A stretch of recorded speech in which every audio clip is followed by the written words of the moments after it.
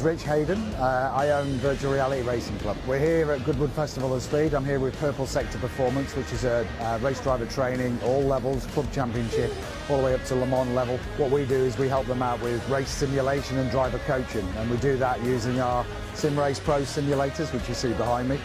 They're really high-level simulation, and we use virtual reality to make sure that the immersion for the driver is as best as it could be, and giving them the accuracy to be able to follow the right lines and be as accurate with their driving style as they can be.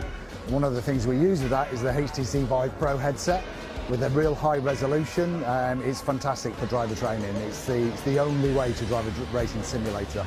The average speed improvement or time improvement for a driver, a pro driver, going from screens to VR is minimum is 1 second a lap, and the average is anywhere between 1.5 and 2 seconds per lap.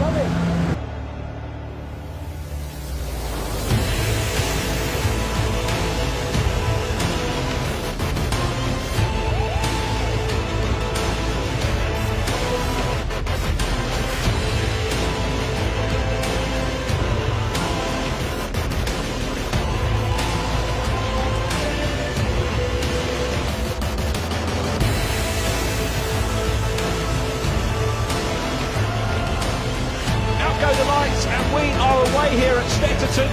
Gordon bounces there. Gordon goes into the back of Harrison, doesn't get Hislop, and he throws the car in.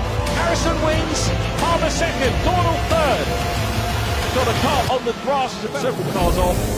Hilop's getting tagged and he's out of the race, and off on the grass. Harrison takes the win. It's going to be Gordon's championship by my mathematics.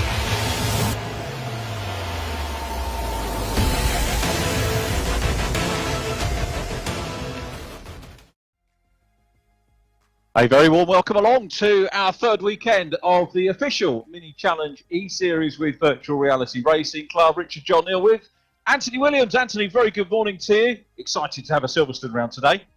Good morning, Richard. Yes, very exciting indeed. A lot of people ask me about whether I like this track. I absolutely love it. Some people say, oh, you know, when you're watching at the track for real, you can't see various bits. Not like Brands Hatch where we were last week. For a real-world spectator, you can see pretty much everything on the Indy circuit. And Silverstone National does give you a little bit of a problem in terms of what you can see, but there are some places where you can get some great views of a great deal of the 1.6-mile track. And, of course, you don't have to worry about that today because we're virtual. We'll give you the very best coverage as we go along throughout the day. Rich Hayden, the race director, and the team, including Clark of the course, Andy Ringland, will be overseeing all of the racing. We've got Mike helping us out on the technical side as well. Here's the calendar. Week 3, as we said. So moving on, Donington, Brands, now Silverstone again next weekend. All of Premier circuits for our official E-Series. There's been a little bit of free practice going on, which we'll talk about a little bit later on, and who's been doing what. But here's today's timetable. Qualifying 1 at noon. And then we go into race 1 and race 2. Race 2 reversed grid with the top 10 from positions from race 1, giving us our grid for race 2. 1:45 qualifying 2, and we do the whole thing again. Race 3 over 20 minutes, as the other races are, and then again we take the top 10 positions at the end of race 3 and reverse them to give us the grid for race 4. In between times, we'll be trying to chat to as many drivers as we can. No worries, of course, about social distancing for us. We will be able to talk to drivers on the podium. We've heard from the real world today that we're not allowed to go and film, unfortunately, at some of the racings happening in July, which is a big pity. Here's a little roundup of what happened last time. As you see, Dave Marshall was the man who set the pace in qualifying 1, wrapped it up with a win in race number 1. Josh Hislop did what he did at Donington, coming through to win the reverse grid race in race 2. Marshall again on pole in race number 2, qualifying 2, backed it up with yet another win, and race 2 going to Jack MacIntrye, picking up his first win of the campaign. The championship table looks like this. 369 points for Dave the Machine Marshall. Second position, Josh Hislop. Dave the top sim racer. Josh Hislop the top real world racer. And then Jack MacIntyre third from Tobin Lee and Josh Martin. Love the standings. Everybody gets a name check. Here they are, split into the categories. The real racers against the sim lads. Who is going to do the business today? I can tell you that in free practice this morning, that fastest was, last time I looked anyway, was Jack MacIntyre, who just got the nod over Dave Marshall. So the two sim lads, 1 and 2, Lewis Brown running third quickest from Tobin Lee, another race winner, of course, at Donington Park, another sim lad. And then Alex Toth-Jones coming good. He was 5th. Matt Richards, another sim racer, was next up. So out of the top 6 in free practice, we have 4 sim racers and 2 real-world drivers as we guide you through on screen our entry list, which combines the very best of sim racers and real-world racers as well. And we'll try and distinguish between those as the racing goes on. Hopefully we're getting a few regular viewers, but also some newcomers. And if you are a newcomer, then maybe ping us a message on YouTube or Facebook. We'll try and pick up on that. And if you've got any messages for your favourite drivers over the course of the day, please do let us know. That will be wonderful to hear what your thoughts are. We had some good feedback last time out and some good interaction with people. As we look at the sim racers entry list, James Merrill's top of that list. We're going to be having a little chat with James a little bit later on. He's one of our featured drivers. We tend to focus on different drivers as we go through the calendar, just trying to give everybody a little bit of airtime, a little bit of focus. And for those of you wondering what a virtual lap of the Silverstone National Circuit looks like. We're going to be having a look at that in just a moment to bed us in.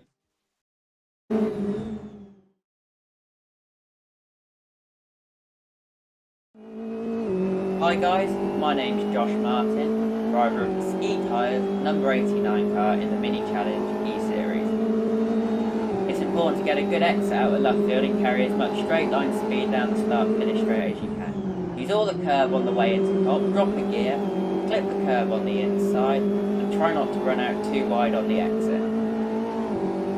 Shift up to 6th on the way into Maggots. Use all the curb on the left hand side. It's very easy to lock up. You drop 3 gears down to 3rd, take a late apex and get on the throttle as quickly as you can onto the Wellington straight. We come under the bridge at about 115 miles an hour. The next corner is Brooklands, which is the best overtaking opportunity of the lap. You get hard on the brakes, drop 3 gears to 3rd, take a late apex, use all the curb on the inside, carry 3rd gear all the way around Luffield. Get on the power as quickly as you can to maximise the exit. You take the shortest line possible through the King, and that's a lap of Silverstone National.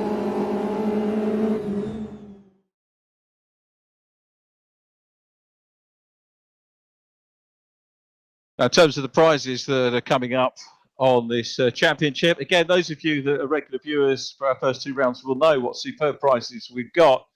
The top sim racer will take part in a mini challenge Cooper class weekend. What a prize that is, to move from the world of sim racing to go into the racetrack for real. And the top real world driver will receive a VRRC Race Pro Simulator. In total, the total prize pool is worth in excess of £20,000. This is a very, very serious championship that is being contested. And we thank our partners, MSL Motorsport Consultancy, HTC Vive, OBP Motorsport, NGK Sparkplug, Sparkplugs UK, Mini Challenge UK, of course, and Virtual Reality Racing Club, VRRC. Lots more people involved as well that we'll try and name check as we go through all of the 4 races and 2 qualifying sessions today. But very grateful for everybody's support in getting this wonderful championship underway.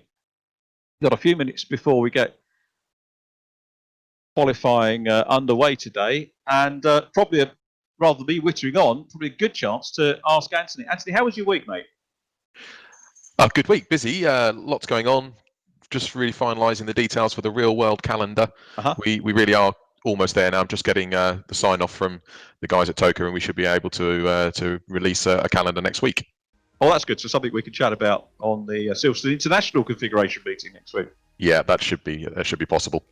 Absolutely fantastic. Yeah, there has been a lot of movement towards club racing, and I think people are doing what the rest of the country is doing, and that is sort of moving slowly. Some club meetings happening. I was talking to a couple of championship coordinators yesterday about filming, because I run my own production company for filming, and at the moment the very strict guidelines, which I perfectly understand, means that we can't have any media at the club meeting. So we're not allowed to film. We've got customers who want us to film, but the circuits are sticking rigidly to the guidelines. And even though our cameramen would be more than socially distanced, I mean, there would be one cameraman every, I don't know, quarter of a mile around a track, if that.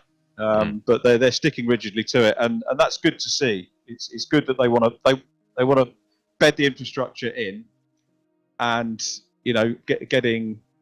getting things absolutely right before we come out and play again. It is a shame for those that wanted the filming, but I was hoping we might live stream some club racing, must admit, but it's not to be for the moment. But we will be back, and as Anthony said, the touring car program looking at kicking off with Mini Challenge on it the first weekend in August. Mr. Gow put the dates out very early, didn't he, on that, which was great, and a lot of planning ahead has been done, and we're looking forward to that greatly. Yeah, certainly the dates came out very early on, and gives us a great opportunity to plan. In fact, we had a a meeting with the organisers at TOCA, a virtual meeting obviously earlier in the week, and getting a good indication of what we can and can't do. But of course, between now and August, it's very, very likely that things are going to change quite dramatically. Yeah, we would expect that.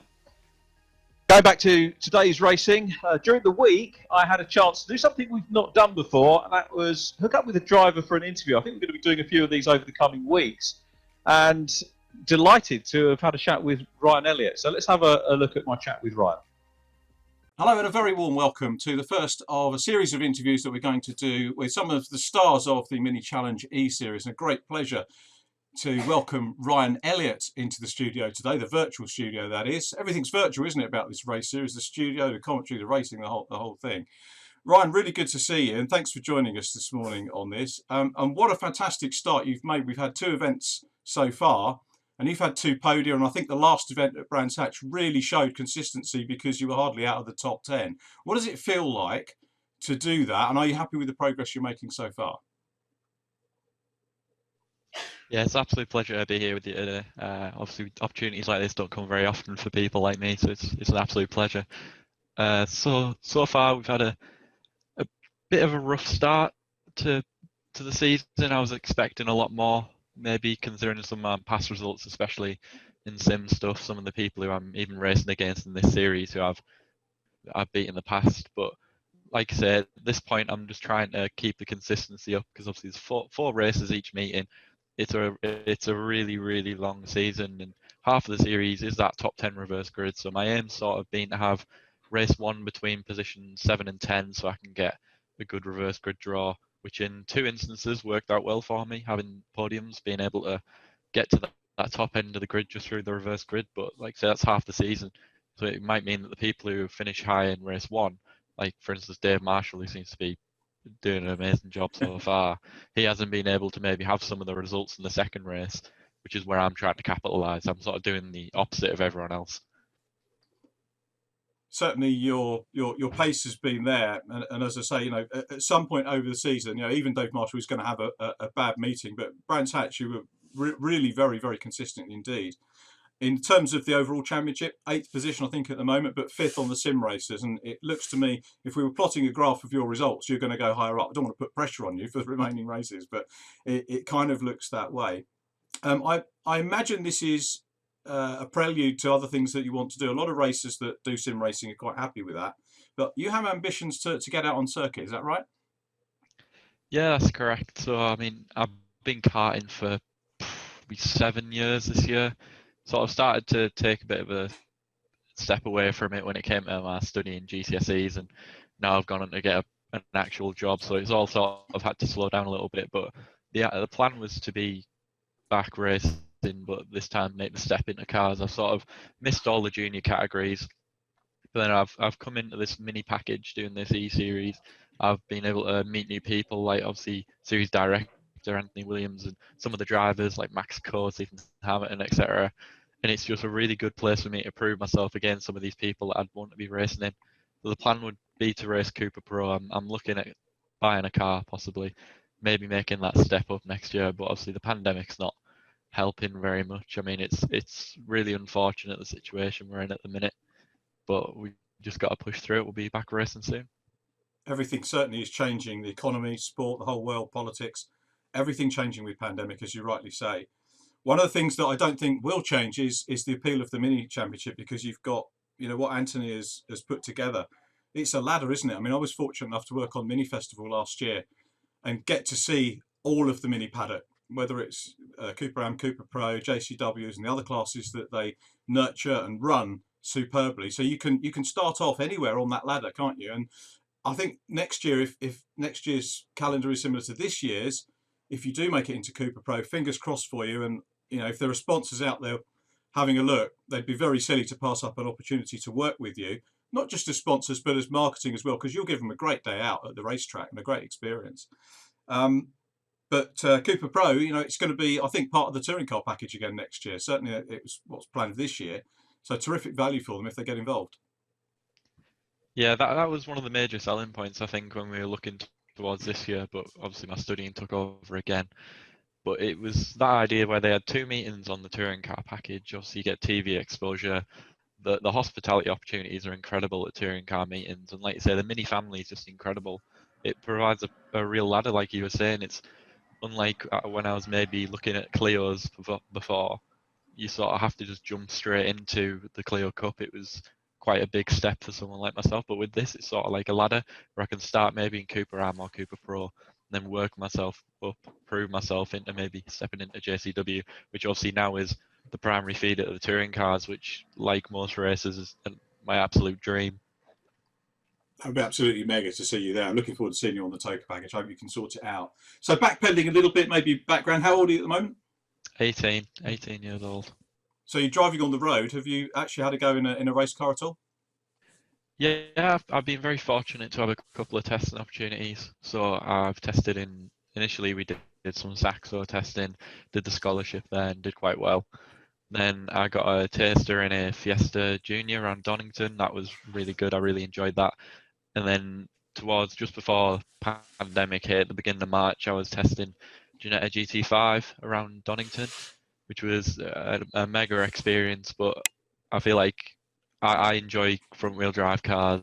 I want to be more towards touring cars than a GT sort of career. So I'm really looking forward to hopefully when we get back racing, maybe getting some testing in a Cooper before maybe we go out and commit to a season. Well, thanks very much for that. And just to sum up, give us your thoughts on the mini challenge eSeries before we say cheerio.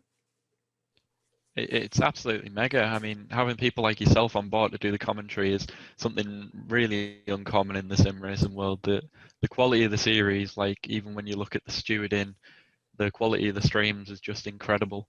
It's really bringing people like me who maybe are more now sim racers and real racers. We're bringing us back into the limelight a little bit, which is really nice. We're getting some really good attention at the minute. That's really nice of you to say, and I've got to say I'm mightily impressed with the calibre of drivers we've got. You know, the real races and the sim races, absolutely incredible. And my one regret at the moment is that we can't all go in the bar at the end of a meeting. It's that's a real pain in the neck. But hopefully we'll have a get together. I'm sure Max and Anthony and Rich and the team will try and sort something like that out when we get back to some sort of normality. Ryan, I was asked to just do a quick chat with you. Thanks very much for answering my questions and coming online this morning. Good luck for the rest of the series, and we look forward to chatting to you on the podium, I'm sure, at many of the upcoming rounds. Thank you very much for having me. I hope you enjoy the rest of the racing, guys. Thanks, Ryan.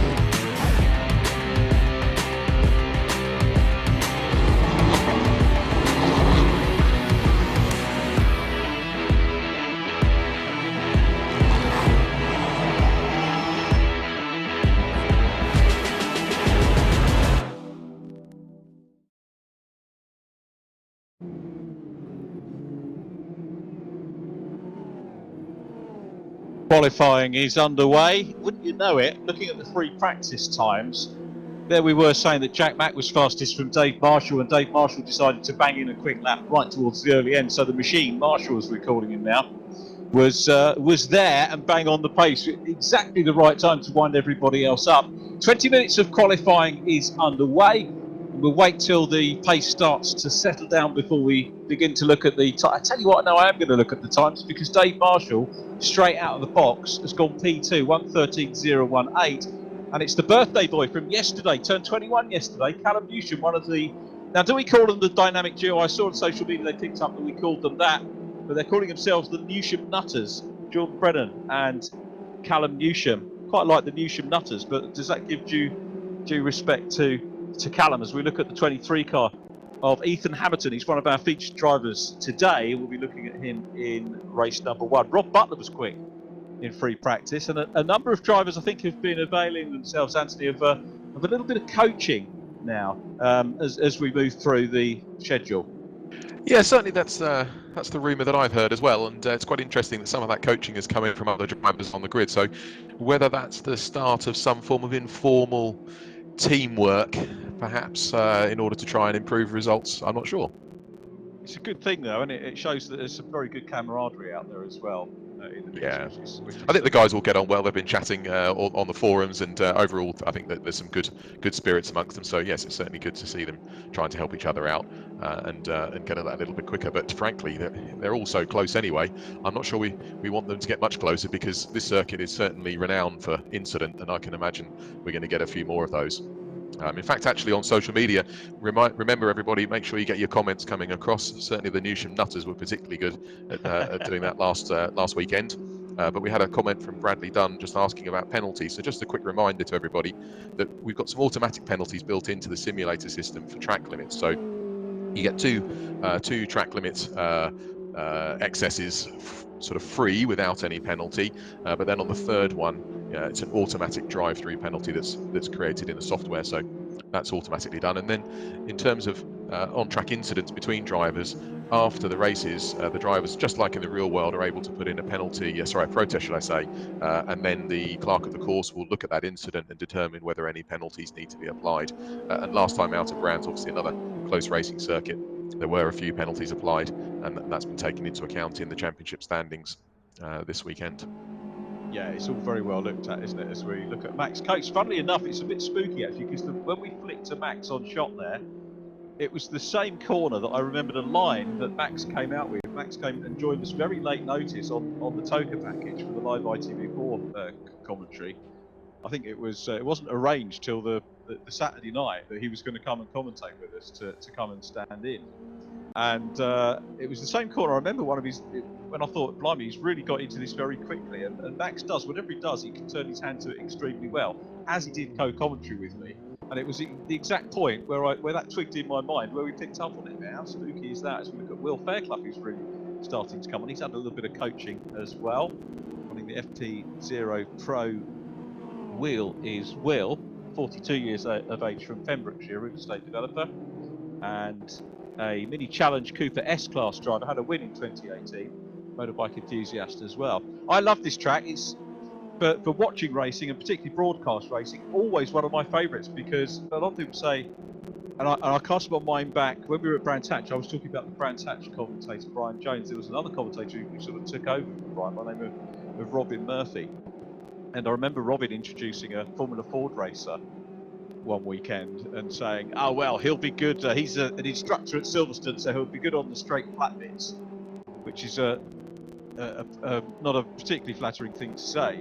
But there was a reputation that Silverstone was, didn't have the undulations that Brands Hatch has, and has a lot of straights. But to my mind, it's actually a very good track, and always seen really good racing here. So there's not a particularly kind or valid comment, in my opinion. There's the championship leader, Dave Marshall, the machine, doing well up into second place at the moment. But this is going the way free practice went with Jack Mack. Silent Assassin, great nickname applied by Anthony Williams last time out. He's topping the table at the moment. MacIntyre, Marshall, Butler, Max Bird starting to come to the fore again. Was very much out of luck, wasn't it, Brands, with that superb qualifying in Q2, but there was a technical problem to rerun qualifying and it bumped him a little bit further down, but he's running well from Callum Newsham. I thought Callum might have been a little bit hungover today, bearing in mind he's just turned 21, but fifth position for him at the moment, so Callum running well, which is good to see. No, that certainly is, and you're right. Max last time out was looking strong, but just didn't seem to quite convert that into the result. I think he was a bit unlucky with that rerun of qualifying, wasn't he? And I've noticed that his mum, Sarah's watching on social media, so a big shout out to her. And as I said on the comments, I'm sure she'll be shouting at the screen later on if Max is up there towards the sharp end of the grid. I hope so. There's the man on provisional pole at the moment, Jack MacIntrye. And Jack is third in the championship. Just a reminder, we did show you the championship graphic earlier on. It's Dave Marshall, the leader, 369 points to 313 of Josh Hislop. Sounds like a huge gap. Just a reminder, 50 points for a win. So if if it's a non-finish for Dave Marshall, then that lead can just go. Also 6 points for fastest lap, 6 points for the fastest driver in qualifying as well.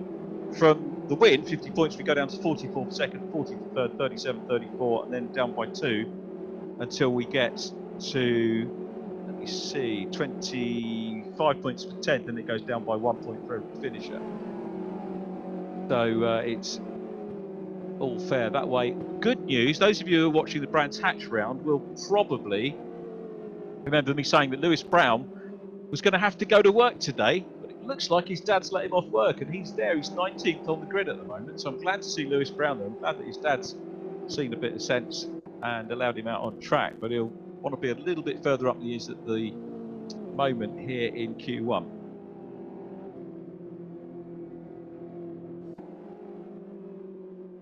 Ryan Elliott, the man we heard from in the video, is running 12th at the moment. He's 5th in the standings for the sim racers. As we look at Luke Kidsley, another driver we would expect to see a little bit further up the order, running in 16th at the moment. Again, had a little bit of bad luck at Brands Hatch, but hopefully things will start to turn his way. Remember, we're not even at the halfway stage of the season. That will come at the end of our next round, which is on the other half of the Silverstone complex, where we were looking forward to having our Toka debut, which we would have had. And Anthony, it's a bit weird, isn't it? You know, with the I was looking at my calendar, which I haven't actually struck the original dates off of the calendar, and this weekend would have marked the halfway point of the original Toka season. So we're actually about to head into our Toka break. Incredible, isn't it? Obviously, the world has changed dramatically in the last few months, and obviously a shame that we haven't had the real racing to enjoy. And to be thinking that we would have been halfway through the season is quite incredible, isn't it? And not having started doing anything at all. Although we have had this has made such a this has filled a bit of a void for me. I've got to be honest. Like I said on a couple of times, really, I've been surprised at how much I've got into it, and it is great seeing the guys racing, and the actual when we get into the racing, it's exciting, just like the real world. But of course, they do just have the option to reset and not worry about the damage, and perhaps that's something which at some point we might need to look at thinking about trying to recreate that penalty for damage, I think, in the sim racing too. Yeah, I would definitely agree with that. So just a reminder to everybody again, keep those comments coming on social media. We're trying to build up some nicknames, and obviously with Rob Butler currently sitting in third place, we don't have a nickname for him. So I've suggested that perhaps you could all come back to me with some ideas as a nickname, but keep it clean, please. Yeah, the rude ones won't get read out. Dave Marshall is back where he has been. He's looking to maintain a 100% record here of grabbing pole positions. He's done it in every qualifying session so far, and he's 300ths clear of Jack MacIntrye, with Rob Butler third, Matt Richards fourth, appropriately in the number four car. Then Max Bird, who is the top real world driver. Here's Ethan Hammerton. He's one of our featured drivers for this one. As you can see, a varied career: Junior Saloons, Junior UK Clio Cup, which I think was that 1 weekend or 2 weekends did that run for? Not very long for sure. Then VW Cup, Fun Cup, bit of BTCC if you remember that, and a race-winning driver from Renault UK Clio Cup. And I'll have a chat with him about that when we get to have a little bit of a natter with Ethan later on. He is 17th at the moment, championship-wise, 21st. And looking to try and get up into the top 20, which I think he should probably do this weekend. His all of his results, best results so far, 17th, which was Donington Park Race 3. Wasn't involved in the reverse grid section. Obviously, it's only the top 10 that get reversed for the even-numbered races of each meeting. But Ethan, at the moment, very close on the times to his near neighbour, Max Coates, who is 60. So Max a little bit disappointing at the moment, down in 16th place. And the other side of Ethan Hammerton, we've got Will Fairclough. Here's another of our drivers that we're looking forward to having a chat to, and that's Scott Jeffs. And Scott racing, planning to race at the moment in the NASCAR Whelen Euro Series. And he's going to be our featured driver, I think, in race 2. So Ethan Hammerton and Scott Jeffs in this first part of our meeting, and we'll focus them on the race. And we'll also have a chat with them after the podium interviews, after each of the races as well, barring technical problems. As we watch Scott in the number 90 car, Scott running a Thrustmaster T300 wheel, T3PA pedals.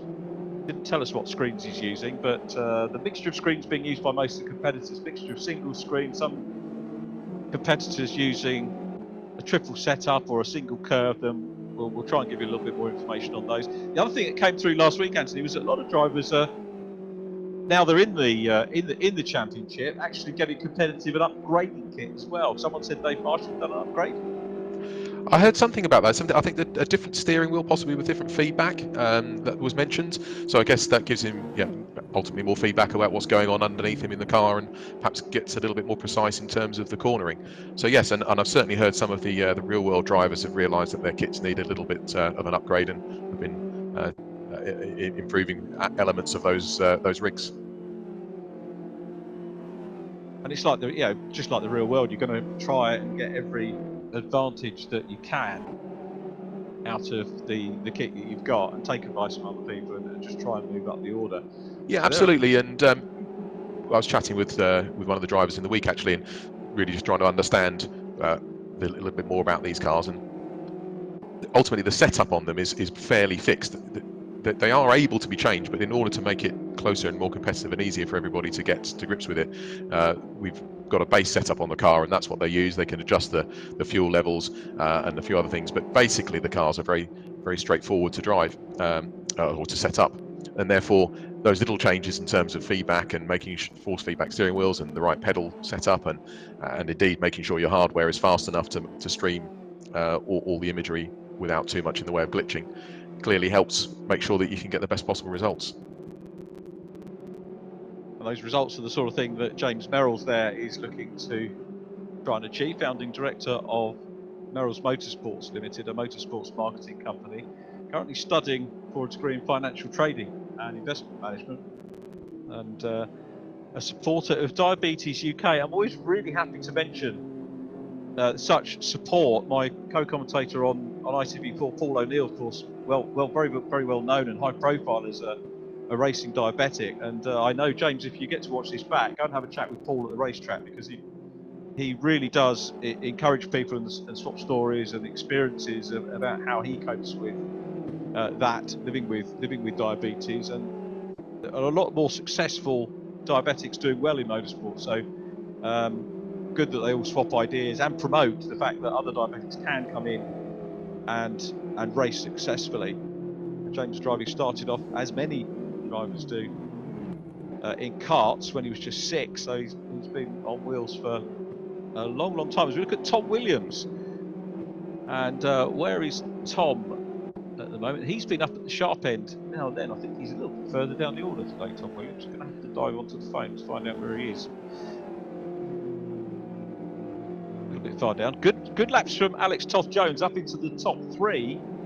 Alex running with one of our key sponsor partners, and the 23-year-old from Bradford, of course, very well known in national racing, did an F4 test a while ago, raced in Ginetta Challenge for 3 years, British GT racer in GT4 in 2019. We've got just 3.5 minutes on the clock, with Dave Marshall looking like he is going to pick up a 5th consecutive pole as we stay with Alex Toth-Jones in 3rd place. Could be a good one for him. It was Rob Butler who got poked down to 4th position. Matt Richards now in 5th, Max Bird 6th, then Jordan Brennan, the Bear Brennan, he's up there in 7th position.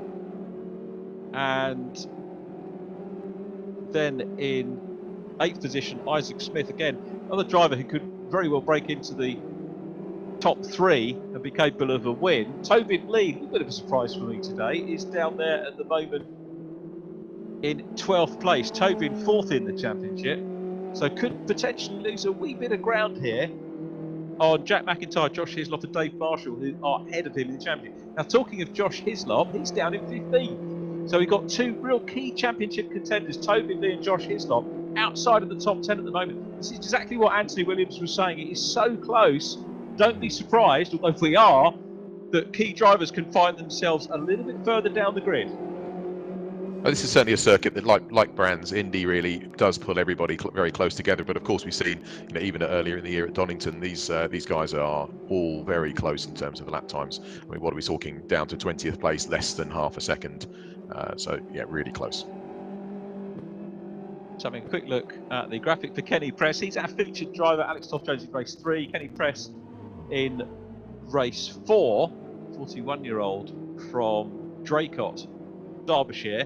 And as you can see from his sim racing career, SRO Clio Cup UK Champion 2017, GT4 Super Cup Champion 2017, and Formula Renault Winter Series 2018 Champion. So a lot of experience of sim racing, and I think very much enjoying himself. There is Kenny in the number 5, using a Logitech G29 wheel and pedals, and using, assuming we're still up to date with the equipment he's using, single screen. So it does vary from the 3-screen setup, single curved, or thinking single flat maybe for Kenny Press. But again, for those of you, and particularly for my son again who's listening, Logitech equipment, very capable of taking championship wins. You've got 1 minute 11 on the clock, and it's Dave Marshall still there on a 61.3. Jack Mack in 2nd, Alex Toth-Jones is 3rd from Rob Butler, then Jordan Brennan, Matt Richards, Max Bird, Isaac Smith. Max Coates now into the top 10, he's 9th. Then it's Ryan Elliott rounding out the top 10 from Callum Newsham. Tobin Lee 12th, Lewis Brown, Josh Martin, Josh Hislop. Tom Williams 16th at the moment from Luke Kidsley. Rue Clark 18th, first mention of Davey Rue. We have seen him on shot. Ethan Hammerton 19th, Will Fairclough in 20th. And still plenty of drivers to add to the list outside those, but 25 seconds on the clock. And MacIntyre goes quickest again. So Jack Mack, is he going to depose? As we look at Tobin Lee very briefly, there is Ryan Elliott, the youngster we had a chat with in the week. Nice little interview with Ryan, did a super job. All of these guys that we've interviewed, spoken to on the podium, have done very well with their interviews. It's been a real pleasure to talk to them. And we'll be doing some more of those over the coming weeks. As MacIntyre, what a time to put in that lap. We've got the checkered flag out. It looks like, unless Dave Marshall is on a hot lap, there's Lewis Brown going through. And coming down into Brooklands, unless Dave Marshall, it's only 2 thousandths of a second between Jack MacIntyre and Dave Marshall. Marshall's going to find himself under pressure here, Anthony. I think you're absolutely right. I mean, look at that. Just how close can it be? Whether he can keep it to the end of the session, who knows? But yeah, I mean, that's incredible, isn't it? 2 thousandths of a second. So they're all going to complete their lap, because once the clock finishes, they do get the opportunity to complete the lap that they are on. Not good for Dave Marshall. P2 is not a problem, as we watch Max Coates looking to maintain the top 10, but great for the championship to see Jack MacIntyre breaking the stranglehold on pole position. The Top Gun Dave Marshall having his stranglehold broken, but only by 2 thousandths of a second. Absolutely incredibly close. Alex Toth-Jones, a good standout in qualifying for me, with a very strong 3rd place. And then Rob Butler. So that gives us our grid.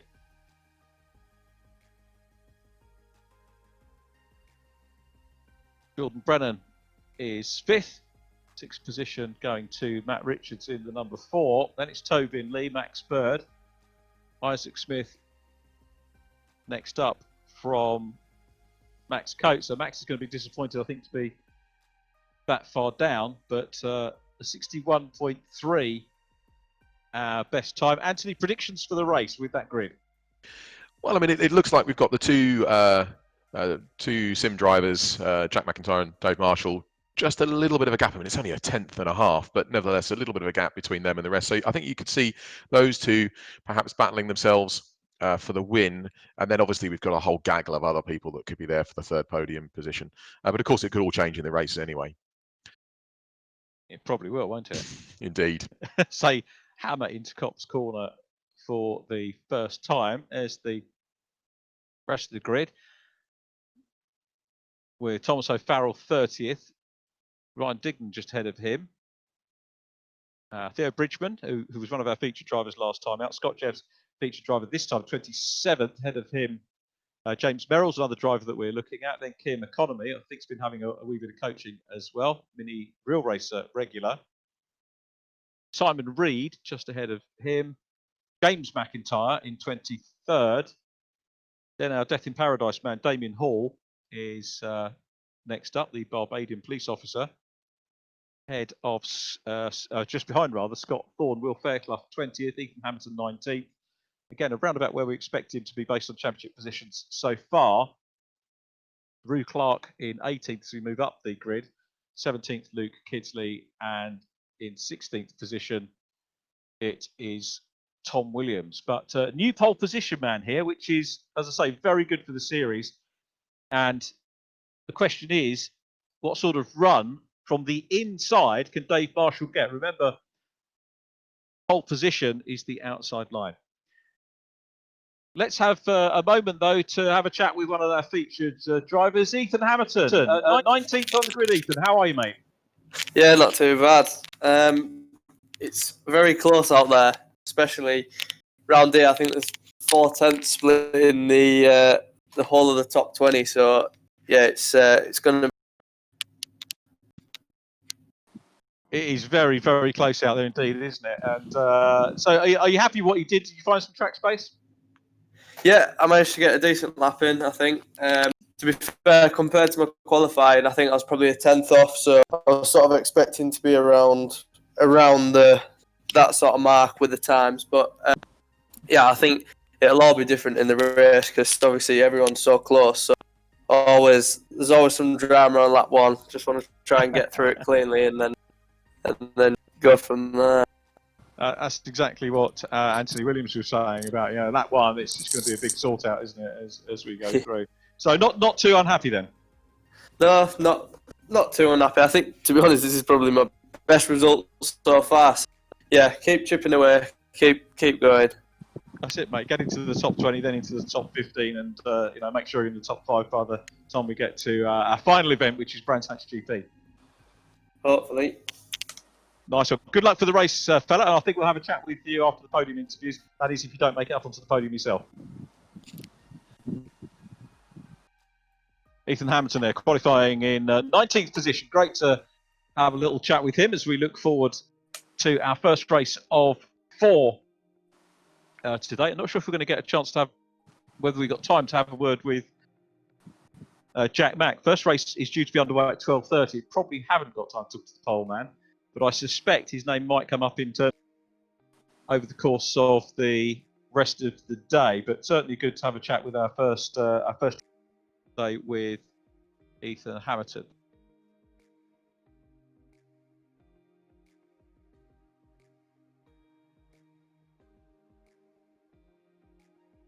So looking forward to our first race. This is round number 9, or race number 9, our campaign for the official Minute Challenge eSeries with Virtual Reality Racing Club. Remember, next time we are on Silverstone International, but the cars forming up on the grid, virtual grid, ready for the first time out on the spiritual home of British motor racing here at Silverstone, as we get a great look down the Wellington Straight.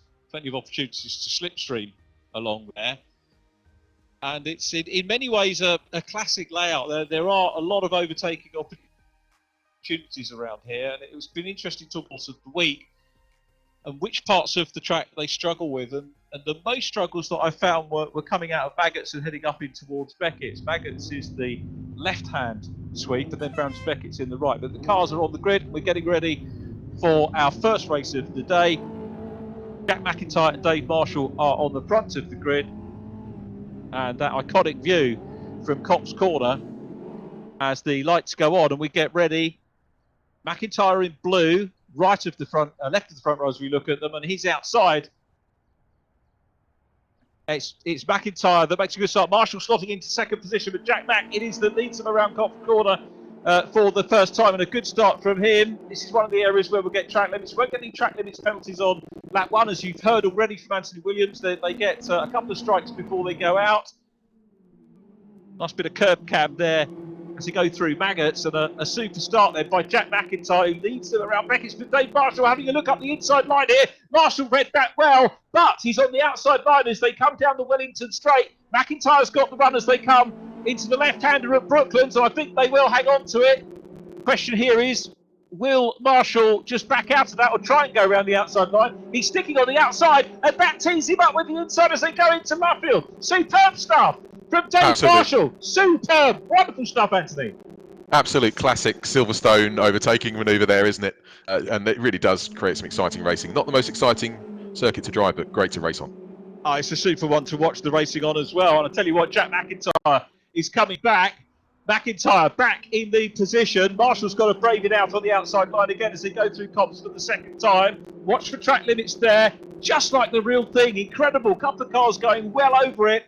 And, well, as you heard, the penalties are built in. They'll know that. Again, that wonderful cab. But look at this. Marshall this time. Is he going to be able to run around the outside? No, he's not, because MacIntyre is very much wise to that. Marshall's going to have a look to see if he can come on the inside line, which is the right of shot as we look at them. Third position, Alex Toth-Jones running well. Jordan Brennan is in fourth position as we focus rightly on the leaders coming into Brooklands. Again, a bit of a lock-up there, I think, possibly from the fourth place car, Jordan Brennan. Rob Butler next up. Then it's Tobin Lee up into sixth place. Tobin's had a mega first lap. It's great, isn't it? What amazing racing. There's just incidents and battles going on all the way down the field. They just seem to spread out a little bit now, though. So perhaps Jack Mack and Dave and these three leaders really just starting to edge away a little bit. Absolutely right. Max Bird dropping back down the order. Now, if it's an early stage drop down, it's either bundling out or perhaps jump start. Not sure what, as we look at one of our featured drivers, Ethan Hammerton, trying to make progress. Dicing there with Lewis Brown in the number 39, but it's MacIntyre and Marshall for the lead, two sim racers. MacIntyre third in the championship, but the second in the sim racing category. Remember, these drivers are vying over the course of the season to go real world mini challenge racing, which is an absolutely sensational prize. That's what they're after. They're enjoying themselves in the meantime, make no mistake about that. It's a very, very serious prize, part of £20,000 worth of prizes, which are going to be earned by these drivers over the course of this 8 weekend. This is our third weekend, and it is still a super race for the lead, and one of the best early stage battles we've had so far here at Silverstone. Alex Toth-Jones coming up in the mix as well in third place. He's not out of this by any stretch of the imagination. A little bit of a gap back maybe to Jordan Brennan, but remember, Jordan's moved up from his starting position. Started in fifth place and now off into fourth. Rob Butler behind him. Then Tobin Lee. We'll probably need to keep an eye on Tobin as well. Fastest lap, unsurprisingly, first flying lap, was with Dave Marshall. So might have lost out on the 6 points for pole position qualifying, but at the moment, getting that back on fastest lap as we now, again, this is such a very accurately simulated race and settling down into the sort of thing that you do see on the national circuit in Silverstone as we watch Callum Newsham. Many happy returns to him for yesterday, turned 21, and he is busy chasing Max Coates at the moment. So Max 9th, Callum Newsham is in 10th position there. And then chasing them, it's Josh Hislop. Josh further back than I would have expected to see. I'm sure he raced very successfully here on a meeting I commentated on in Fiesta Juniors. So I would have expected to see him a little bit further up. But at the moment, outside the top 10, which is very unusual to see.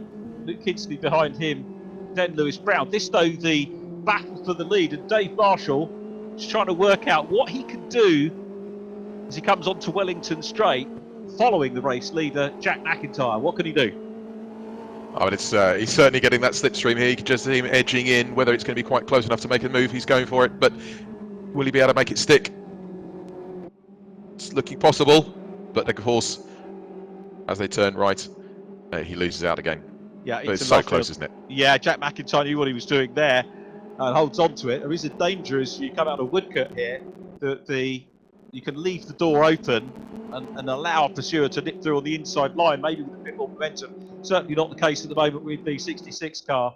So as we approach, we're past actually quarter distance already on this 20-minute race. Remember, we've got 4 20-minute races for you. Next race will get underway at around about 1 o'clock. And then our second set of races qualifying at 1:45, race 3 at 2:15, race 4 2:45. Please join us for that as we go on board with Tobin Lee. Tobin 4th in the championship, 3rd in the sim racers class, and was further down the order than we would have expected to see. Now, he was telling me on the interview last time out, you might remember Brands Hatch, that he didn't like the reverse grid racing. That's effectively what he's doing here. He gave himself a big task, but he's got up into the top 6 and having a very good run. And looking at the rear end of Rob Butler's car, there is Rob, the predominantly white car with the blue trim. And Tobin, I think, is going to have a look down the inside line here. There's not room at the moment for Rob Butler. And Tobin Lee, who is no slouch as a sim racer, giving him a very good run. But he'll want to be up there dicing with Jack Mack and the Machine Marshall for 1 and 2, without a doubt in this one. Yeah, I think that's what he's going to be aiming for, obviously. And like you said, it's almost like the reverse grid is coming through the field. Obviously, very difficult to pass at any on any circuit. This is perhaps one of the ones that's slightly easier, but still not easy. Fascinating stuff as we look down, just trying to see where the second of our dynamic duo is. Jordan Brennan in 4th place, Callum Newsham down in 10th at the moment, still trailing Max Coates. Josh Martin up ahead of Max Coates in 8th place. Ryan Elliott 7th, having another good run. Ryan, a driver that just bets himself into it very quietly. It was great defensive racing from him last time out at Brands Hatch. And this the view, if we're rear facing into the 2nd place driver, and Dave Marshall, the championship leader, he's still got the fastest lap. No, Jordan Brennan with fastest lap now. So Dave Marshall gets a potential 6 points whipped away from him by Jordan Brennan, who's running in 4th position. And Marshall now slipstream. Look at that, very nearly bump drafting as they come into Cops Corner. Looks like someone's had a drive through there, just on the left of shot will come out. Can't quite see who that was on the timing screen, but we'll try and pick up on that for you. And incredible camera angle, that one, isn't it, Richard? It's watching the ebbing and flowing of the gap between Jack MacIntyre and Dave Marshall there in 1st and 2nd. Yeah, Jack Mack doing everything exactly right at the moment as they can. They come down Wellington Straight and just watch the car get sucked into the toe. And is he going to have a look down the inside line again? He is! He can't quite do it though. He just saw a little dab on the brakes. He's going to look for the inside line again. But remember, if you hang on to the outside, it's the inside line as you go into Luffield and through to Woodcote. And I'll tell you what, Jack MacIntyre has got that sussed out. It's not just about learning the track, it's about learning the racecraft in these cars as well. Let's not forget Alex Toth-Jones having a very good run in the MSL Motorsport Consultancy car in 3rd place. Max Bird in the 44 is down in 16th place. We saw a lot more promise from him. It's easy to say it's disappointing for him to be down there, but there are so many drivers capable of being up in the top 10, indeed up on the podium, and so close, as you heard Ethan Hammerton say, with the top 20 covered by 0.4 of a second as Max Bird puts the Bluebird development machine right on the rear end of the 1-2-3 car of Isaac Smith. Isaac, the reigning BRSCC Fiesta champion. And a good race between those two. And of course, we'll see Max here for real, hopefully, later on in the season. Absolutely, we will. And I think Sarah, his mum, commented on Facebook that there was a bit of contact on lap 1 that pushed, unfortunately, Max down the order. So it's now a bit of a recovery drive from him. Covering well, though. 16th at the moment. And as I say, Isaac Smith, when we had the practice race at Donington Park in the week running up to our first event, Isaac was winning that one as we watch Rob Butler still running in 5th position. And would do well here, perhaps, to follow Tobin Lee. Tobin now up into 5th place. It's been a super performance from Tobin Lee, trying to close in on Jordan Brennan, the white car immediately in front of him. There is Alex Toth-Jones in 11. And Toby under a little bit of pressure here from Rob Butler, who's looking pretty good. Remember, Rob at Brands Hatch in the first set of races snuck into, makes it sound like it's a little bit lucky, but he earned a 10th place in the closing stages of that race to pick up the reverse grid pole, which he again made very good use of, and he's having a very good look here around the outside line, but I can't quite deal with Tobin Lee. Remember, Tobin's got past him once, but Rob wants to repay the favour, and here a very good, clear onboard look at what happens as they come out of Woodcote back across the start-finish line here, this iconic venue. And Silverstone, the way they've developed it over the years, absolutely superb. You can actually have 2 race meetings here on the same day, potentially 3, because you've got the Stowe circuit as well.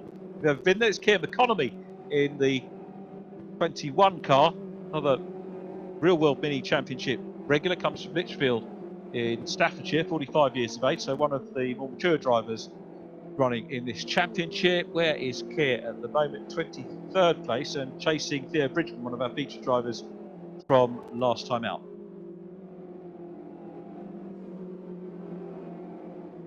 Still Jack MacIntyre is up front. Dave Marshall's got the fastest lap back again though, so Marshall, never ever discount Dave Marshall as we watch. Jack MacIntyre just edging away a little bit there though, Richard. There's a half a second or so gap, where it was previously we were looking at more like a 10th. So clearly hardly a safe, secure lead, but just edging it away a little bit. Yeah, absolutely right. In terms of points, I'm just thinking about this. If Marshall hangs on to second place and fastest lap, he'll get the same points as the race winner.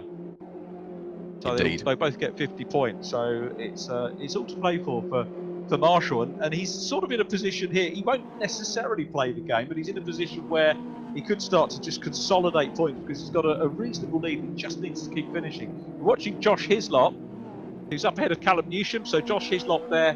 Now this is interesting because Hislop in 10th place. So with 8 minutes on the clock, if things stay like this, the one thing you can probably guarantee with Josh Hislop is that he'll probably make some more gains up the order. But at the moment, he's on provisional pole for the reverse grid race 2, and as the man who runs second in the championship, you would be very brave to bet against him taking a win from the front of the reverse grid race. And that's where he's sitting at the moment. But Callum Newsham would like to get back in the mix, try and get past him. I think Lewis Brown is the next car we'll see to shine. Indeed it is, in black and yellow. So all of those drivers, Hislop, Newsham, Lewis Brown, Luke Kidsley, all in with a shout on the reverse grid pole. Could be Josh Martin, who's just ahead in the green and black livery and coming through. He's in 9th place. Max Coates ahead of them, so Max could be on for a decent reverse grid result as well. Quick check on the timing screen. Dave Marshall's still there with a 101.5, and as Anthony said, 3 tenths to the good. Over him at the moment is Jack MacIntyre, who is actually here looking for 2 wins on the bounce because he took his first series win, Brands Hatch race 4. So are we going to start to see a Jack MacIntyre roll of wins, do you think? Well, I mean, he's clearly not quite managed to finish it off yet, so we've got a little while to find out whether he can pull this one together. But I've noticed that the times are just starting to come down again, and Dave Marshall's just closing in, edging in on Jack MacIntyre. I wonder if Dave's been exploring some slightly different lines in some clearer air before he maybe makes a charge right towards the end of the race.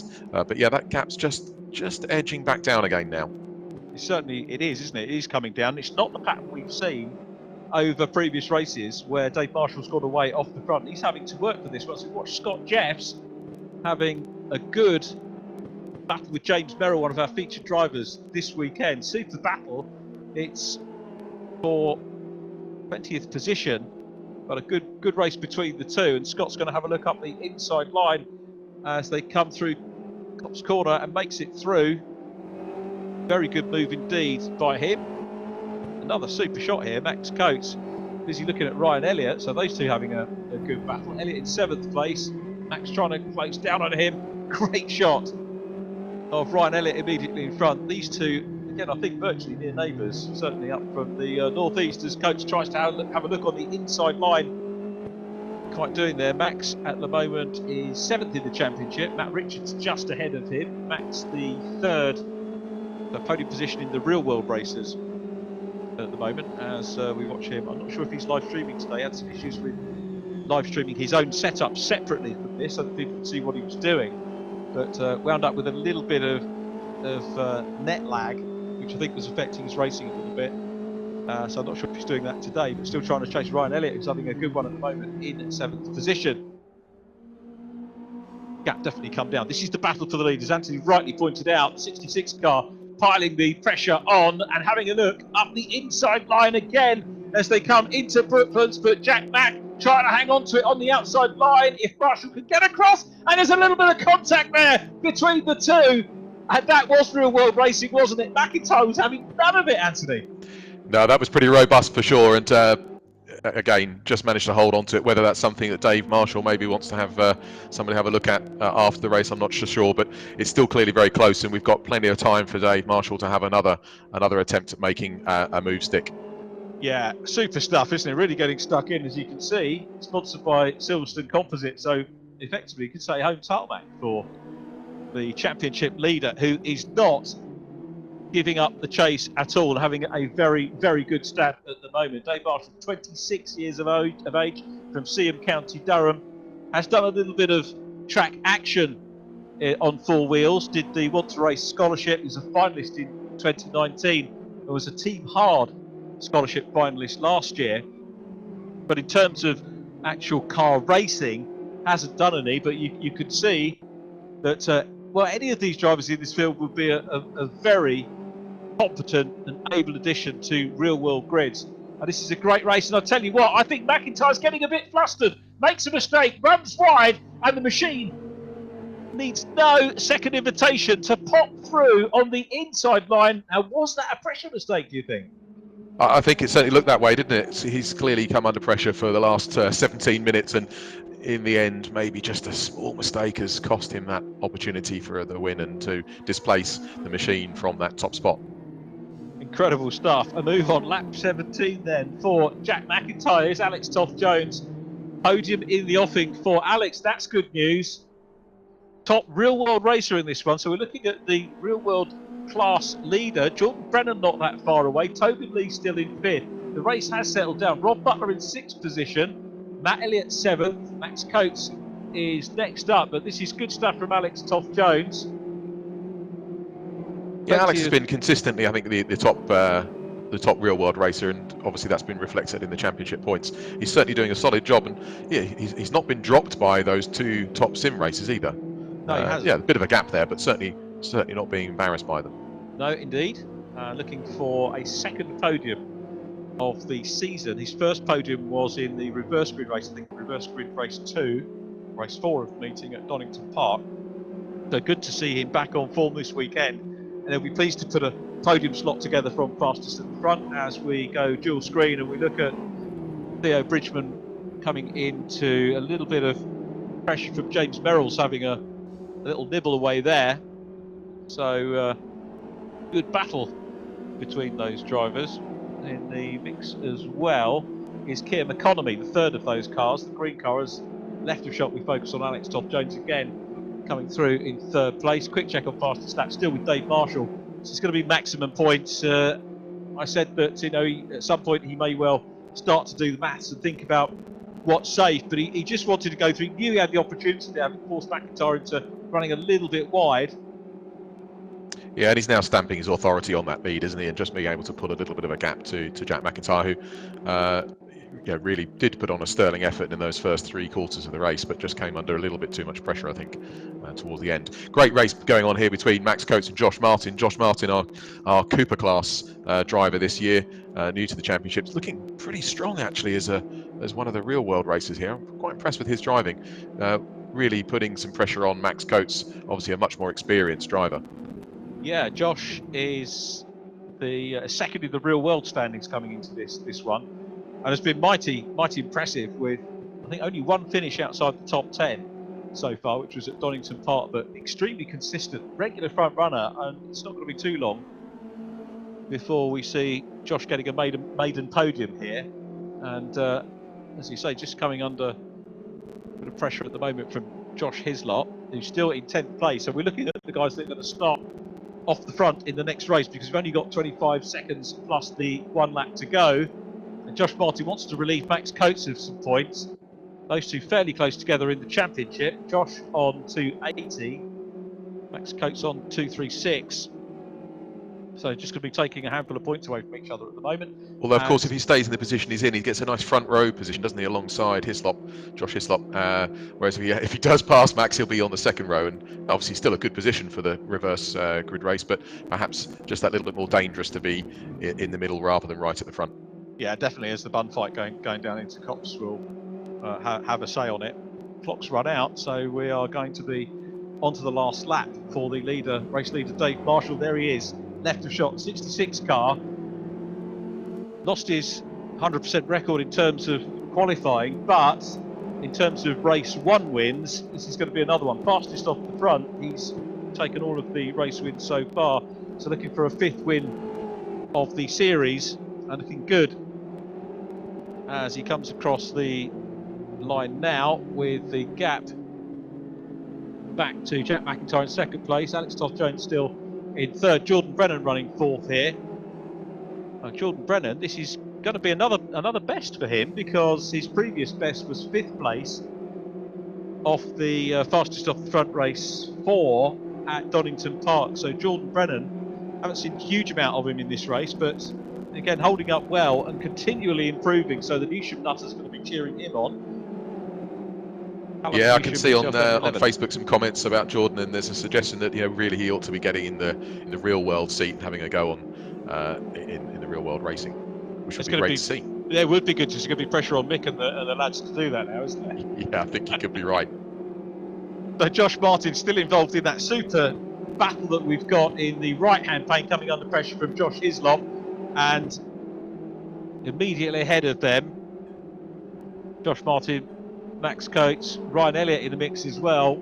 The checkered flag has gone out though, and it's Dave Marshall that takes win number 5 of the championship. Our congratulations to him. 2nd position, Jack MacIntyre. Alex Toth-Jones gets a 2nd podium of the season. Then it was Jordan Brennan in 4th place, Tobin Lee in 5th, Rob Butler in 6th place from Ryan Elliott 7th, then Max Coates, followed by Josh Martin and Josh Hislop completing the top 10 ahead of Callum Newsham. We need to think about driver of the race for this one, and I was erring towards and building up to it, commentary wise, maybe Jordan Brennan getting another best result in 4th place. Yeah, I think that's who I would go with as well, to be honest. I think he's a solid result, and obviously continuing to improve race on race, and yeah, I think that's a good shout. Our driver of the race, the 4th place car. It's always a bit of a cop-out for me sometimes saying it's the driver who is the first one not on the podium, but I'm going to jot our points down with Dave Marshall extending. No mathematician needed to tell us that Dave Marshall is still the championship leader after that one. So with Jack MacIntyre in 2nd place, Alex Toth-Jones in 3rd place. So let's go down into our virtual Parc Ferme and say a good afternoon and congratulations to our race winner and still the championship leader, Dave Marshall. Well done, Dave. Yeah, I was fair happy about that, if I'm honest. That was about as close as racing gets. Jack held his own. As you can see by the lap times, there was basically nothing between us. We both had a little collision at the very start, which I think probably hindered my front splitter a little bit and meant I was a little bit down on top end speed, but luckily I managed to stay in the toe of Jack for the majority of the race, and had a little sketchy moment halfway through, but luckily took the win. And do you think it was pressure that made Jack just drift a little bit wide on the exit of Woodcote that time? If I'm truly honest, there's a little bit of like AstroTurf on the outside of that curb.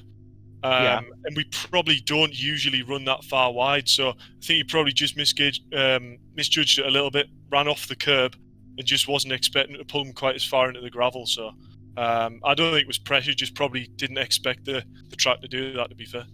Were you disappointed to lose your 100% record in qualifying? Oh, by 2,000. I mean, it was close, wasn't it? It was so close, but like Jack's been quick all the way through practice, to be fair to him.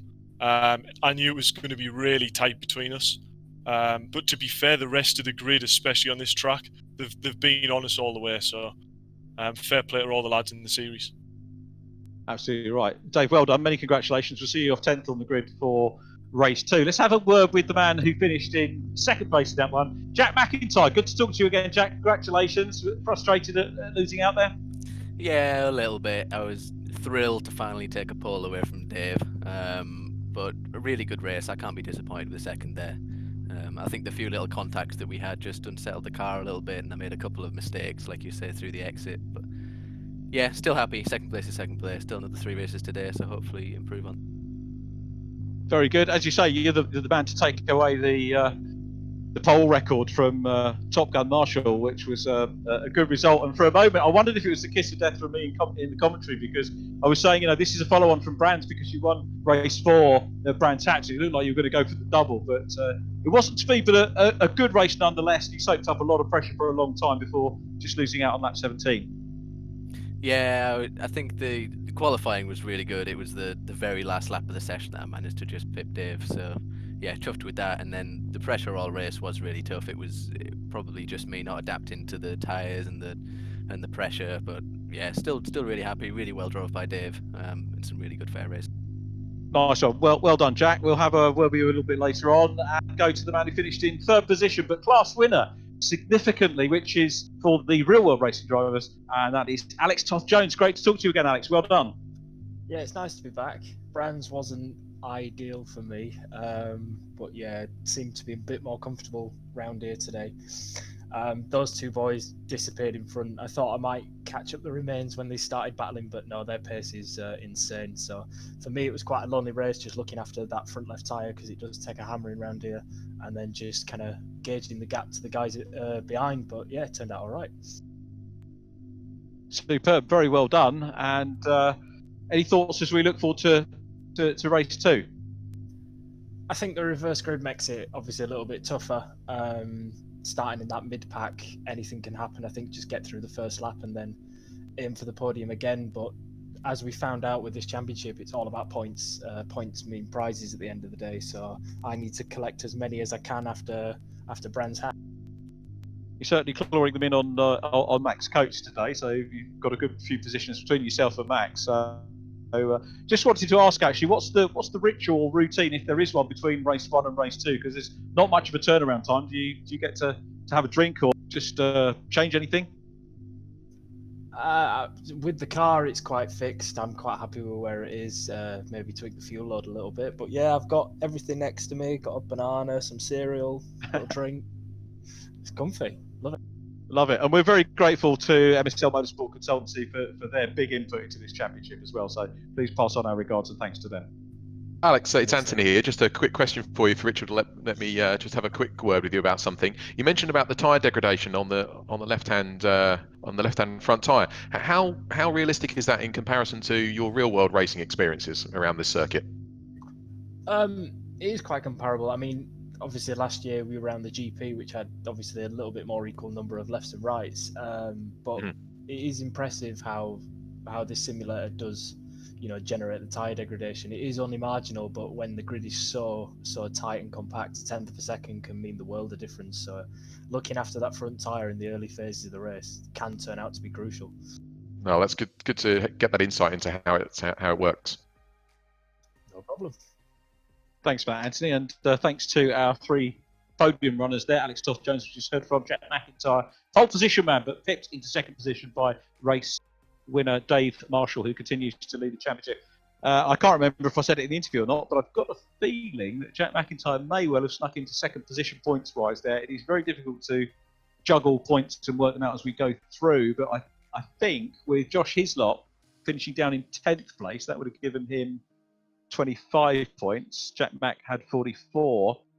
So I think Jack MacIntrye up into 2nd position overall now in the championship. But we now, of course, move on to our 2nd race, which is the top 10 reverse. And as we saw through the course of the closing stages, we're very much focused on who's going to be doing what, Josh Hislop and Josh Martin. So on the front row of the grid, lights are on already.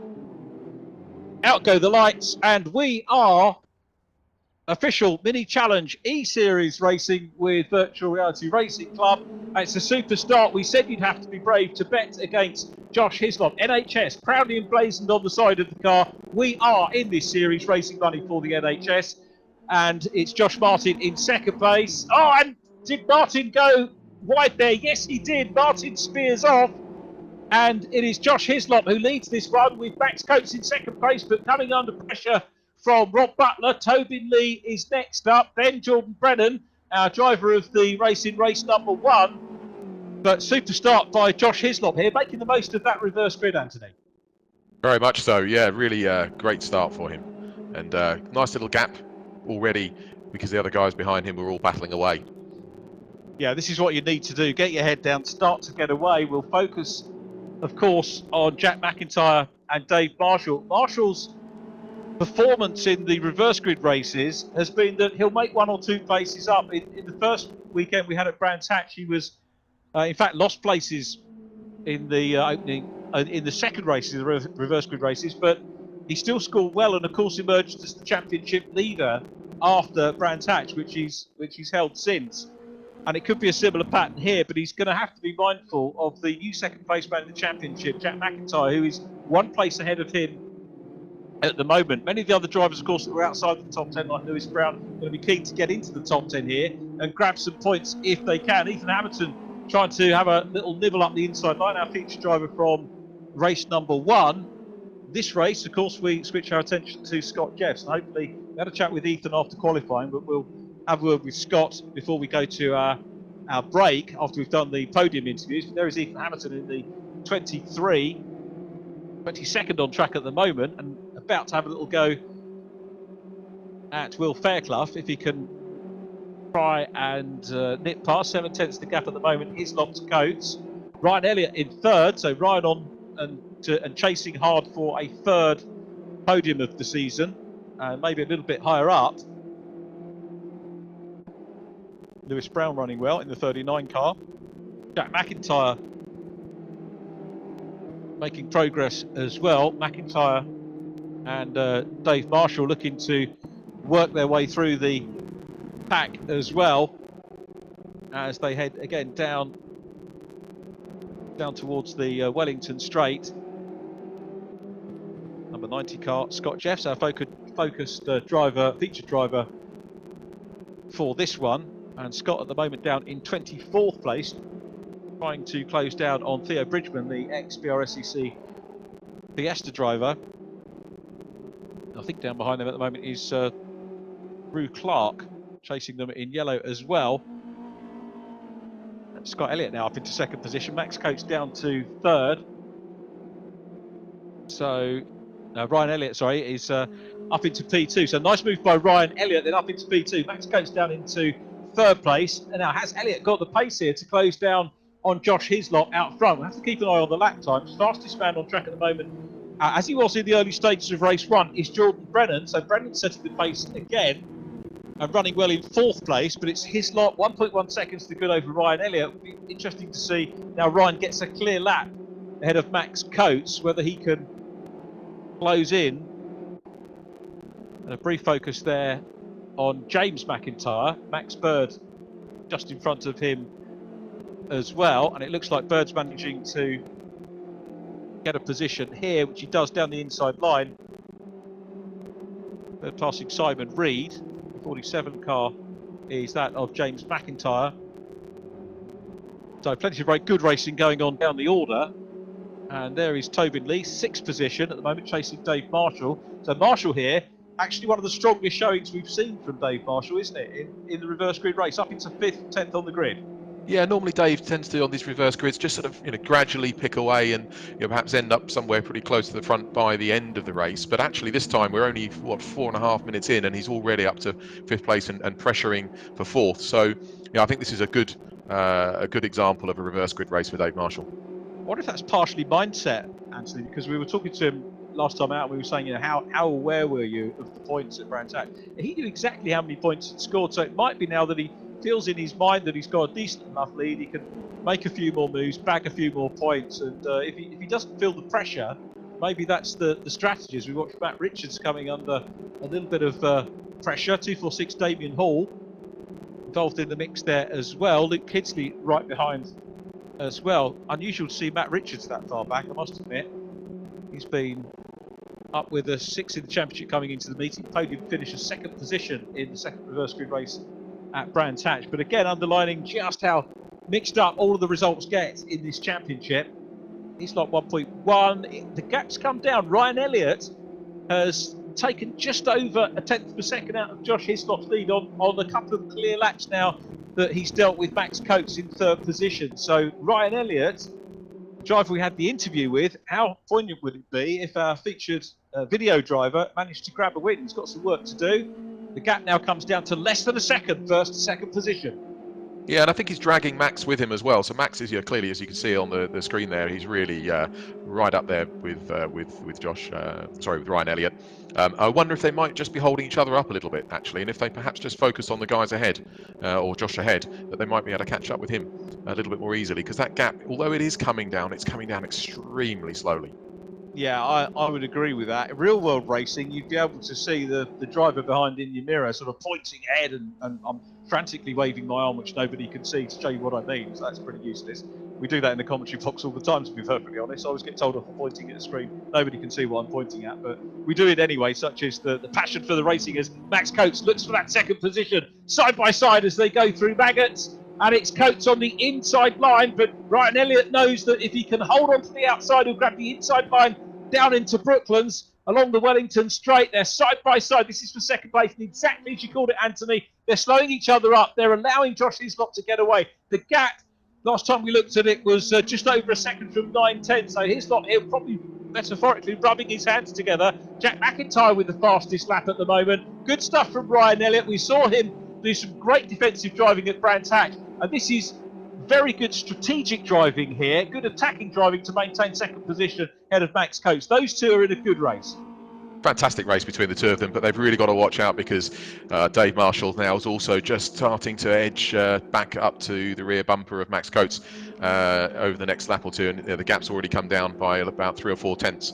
So before we know it, it's going to be the 3 of them battling for that 2nd place.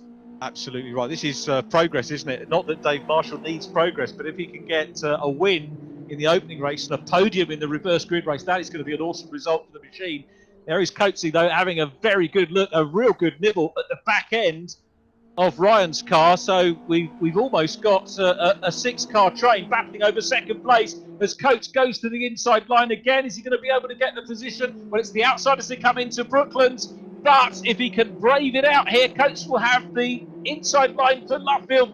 Can't quite do it. Again, very well read indeed by Ryan Elliott for 2nd position. But as you say, Dave Marshall is right in the mix now and on for a podium to back up the win in race number 1. Once he gets up into the podium positions, his focus will be on trying to close down on Josh Hislop, the race leader. Right of shot, we're looking at Scott Jeffs, the other NHS livery car featured driver in this one, having a good race at the moment, and Jeffs is trying to have a quick look at his lap times from card spots. We'll go back to the main screen, and Coates still involved, but has lost out, and there's contact there between Dave Marshall, I think that was, and Tobin Lee in the mix as well. This takes the pressure off the 2nd place battle between Ryan Elliott and Max Coates, and it is Tobin Lee that gets up ahead of Dave Marshall. Now, will Marshall back on? He doesn't need to be battling up for podium positions, but very clearly felt that he was capable of getting one, but almost now taking a little bit of a breather. We've got Jordan Brennan in the 98 behind them. Alex Toth-Jones still running strongly. He's in 8th place. Isaac Smith 9. Matt Richards in 10th place. Lewis Brown 11th. Rob Butler 12th. Drops out of the top 10. Tom Williams 11th. Then it is James MacIntyre, followed by Max Bird and Will Fairclough. So are we going to see the 66 car make a move again? Elliott and Coates free to resume their battle. It's going to be fascinating to talk to those guys if they stay on the podium, just to see whether they had thought about maybe working with each other to try and get away from Dave Marshall. But Tobin Lee, the better factor there, up into 4th place. And this again, the reverse grid race, which seems to have in his head that he likes. Having made a lot of progress in race number 1 and having to do a similar thing here to approach the half distance of this one. Josh Hislop must be thanking his lucky stars that all the guys behind, obviously that little battle has cost them nearly 2 seconds compared to Josh. He's now nearly 3 seconds ahead, which is obviously, in our mini challenge, eSeries is a pretty strong lead. We don't often see that. No, absolutely right. And Hislop looking to... This is history repeating itself again, because Donington Park, Hislop won race 2, the reverse grid race, did the same at Brands Hatch last weekend. So we're seeing Marshall Hislop, perhaps Marshall, in race 3, we don't know yet, but a similar pattern coming through from our rounds. And if you were to look at that on paper, you think, well, that's a bit predictable, but the racing has been anything but predictable on track, which is super to see as coach goes. So here's the leader. Look at the lead that he's got. This is a Dave Marshall type lead, but look at the train queuing up now to second position. And Ryan Elliott is there at the moment, commanding and controlling that second position just now, with Max Coates over the back of him. Tobin Lee will want to get up in the mix as well. So it's real world racer. Josh Hislop out front. Ryan Elliott, sim racer, but keen to get into the real world, as you heard in the interview. I think that might get another outing during the break if you were late joining us, about his aspirations to join Mini Challenge for next year. Maybe some outings this year if you can get it together. Be a very good addition to the grid for this year if he can make it, and also a very good young driver to have on your books if you're looking at getting involved in marketing. But look at Dave Marshall at the back. There's Ryan Elliott, the Fanatec livery on the side of the car. Max Coates just can't quite get on terms with him at the moment. But remember the pattern from race 1. Dave Marshall chipped away at Jack Mack, the silent assassin, and eventually there was that little run wide. Marshall came through to do it. So that's what you've got to do. Dogged determination. That's what Max Coates is capable of. That's what he's going to try and do here on Ryan Elliott in the number 2 car to try and go through.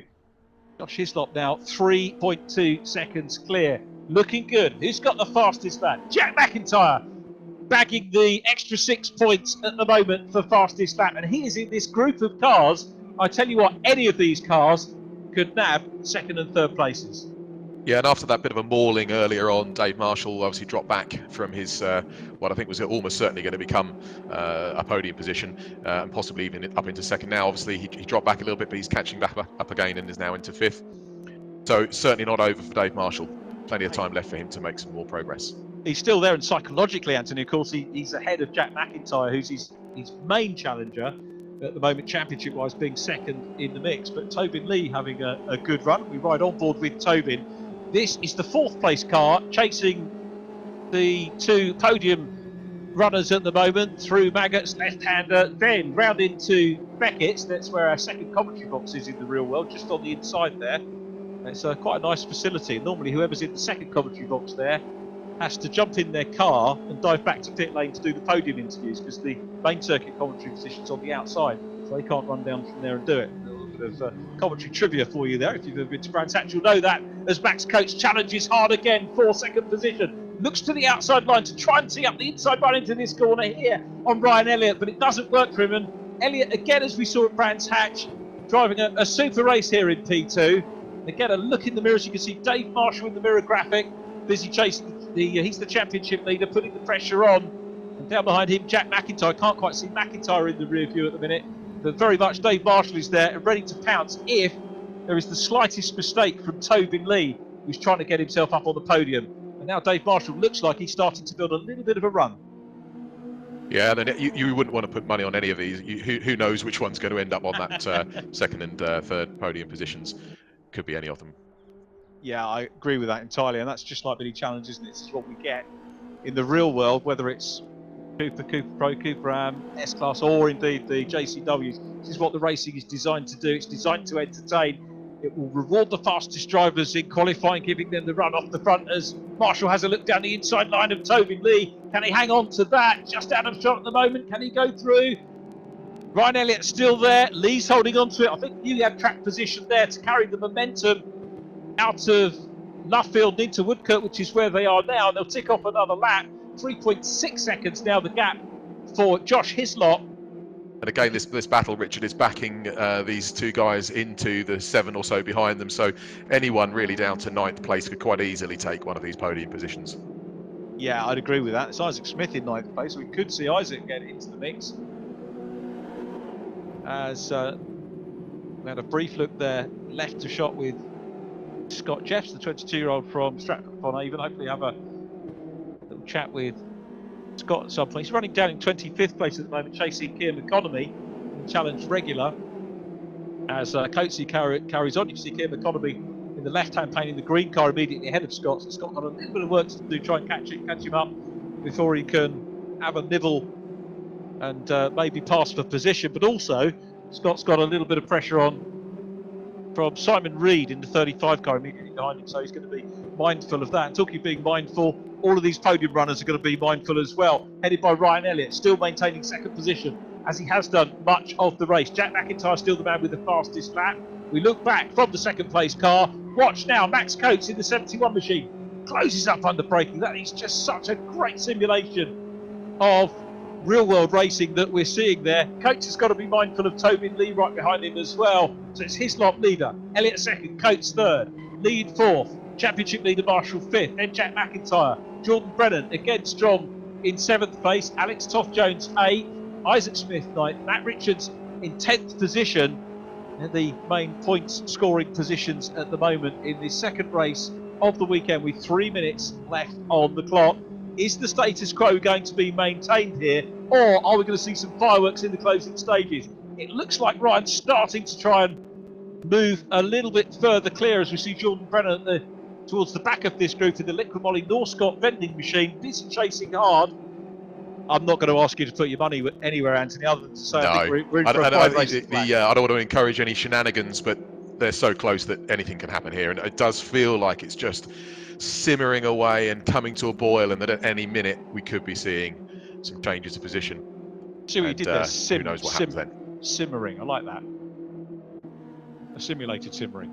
Love it. Love Great camera angle. shot, Oh, here we go. Yeah. This could be the boiling up. Yeah, Dave Marshall's got the outside line of Tobin Lee. Tobin in the pinky purple car. Dave Marshall in the blue and white goes around the outside line. Jack Max coming up in the mix as well. This is freeing up Ryan Elliott to try and break free of Max Coates, who's under big pressure. Tobin Lee under pressure from Dave Marshall. I thought Max might have broken the toe a little bit more. And Jack MacIntyre's done it around the outside line. Having cleared Marshall, has now got the inside line to get back at Tobin Lee on the inside. Gives a little knock, did he, on the back there of Max Coates. Nothing sinister in that. Tobin Lee holding on the outside line in the 55 car. And here comes Jack MacIntyre up the inside line. The silent assassin was behind Marshall previously, and now we've got Jordan Brennan up ahead of Dave Marshall as well. Marshall, I think, maybe erring on the side of caution and thinking about getting finishes, and who can blame him? The machine clearly doing the calculations. Be an enigma machine, wouldn't it, to do that sort of calculation, I'm guessing, as they come out of Cops and head down to Maggots where they are now. Ryan Elliott looking very good in second position. He's kept his cool. He's earned this. No mistake about that in P2 at the moment. There is Tobin Lee, who has fought off Jack MacIntyre. And now we've got Marshall coming back in the mix, inside line of Jordan Brennan to reclaim 6th place. Alex Toth-Jones is in the mix again. He's in 8th position. Do not discount Alex, because he's there in the 11th car at the back of the group at the moment. Just half a car's length down on them is Isaac Smith in 9th place. And then Matt Richards running in 10th.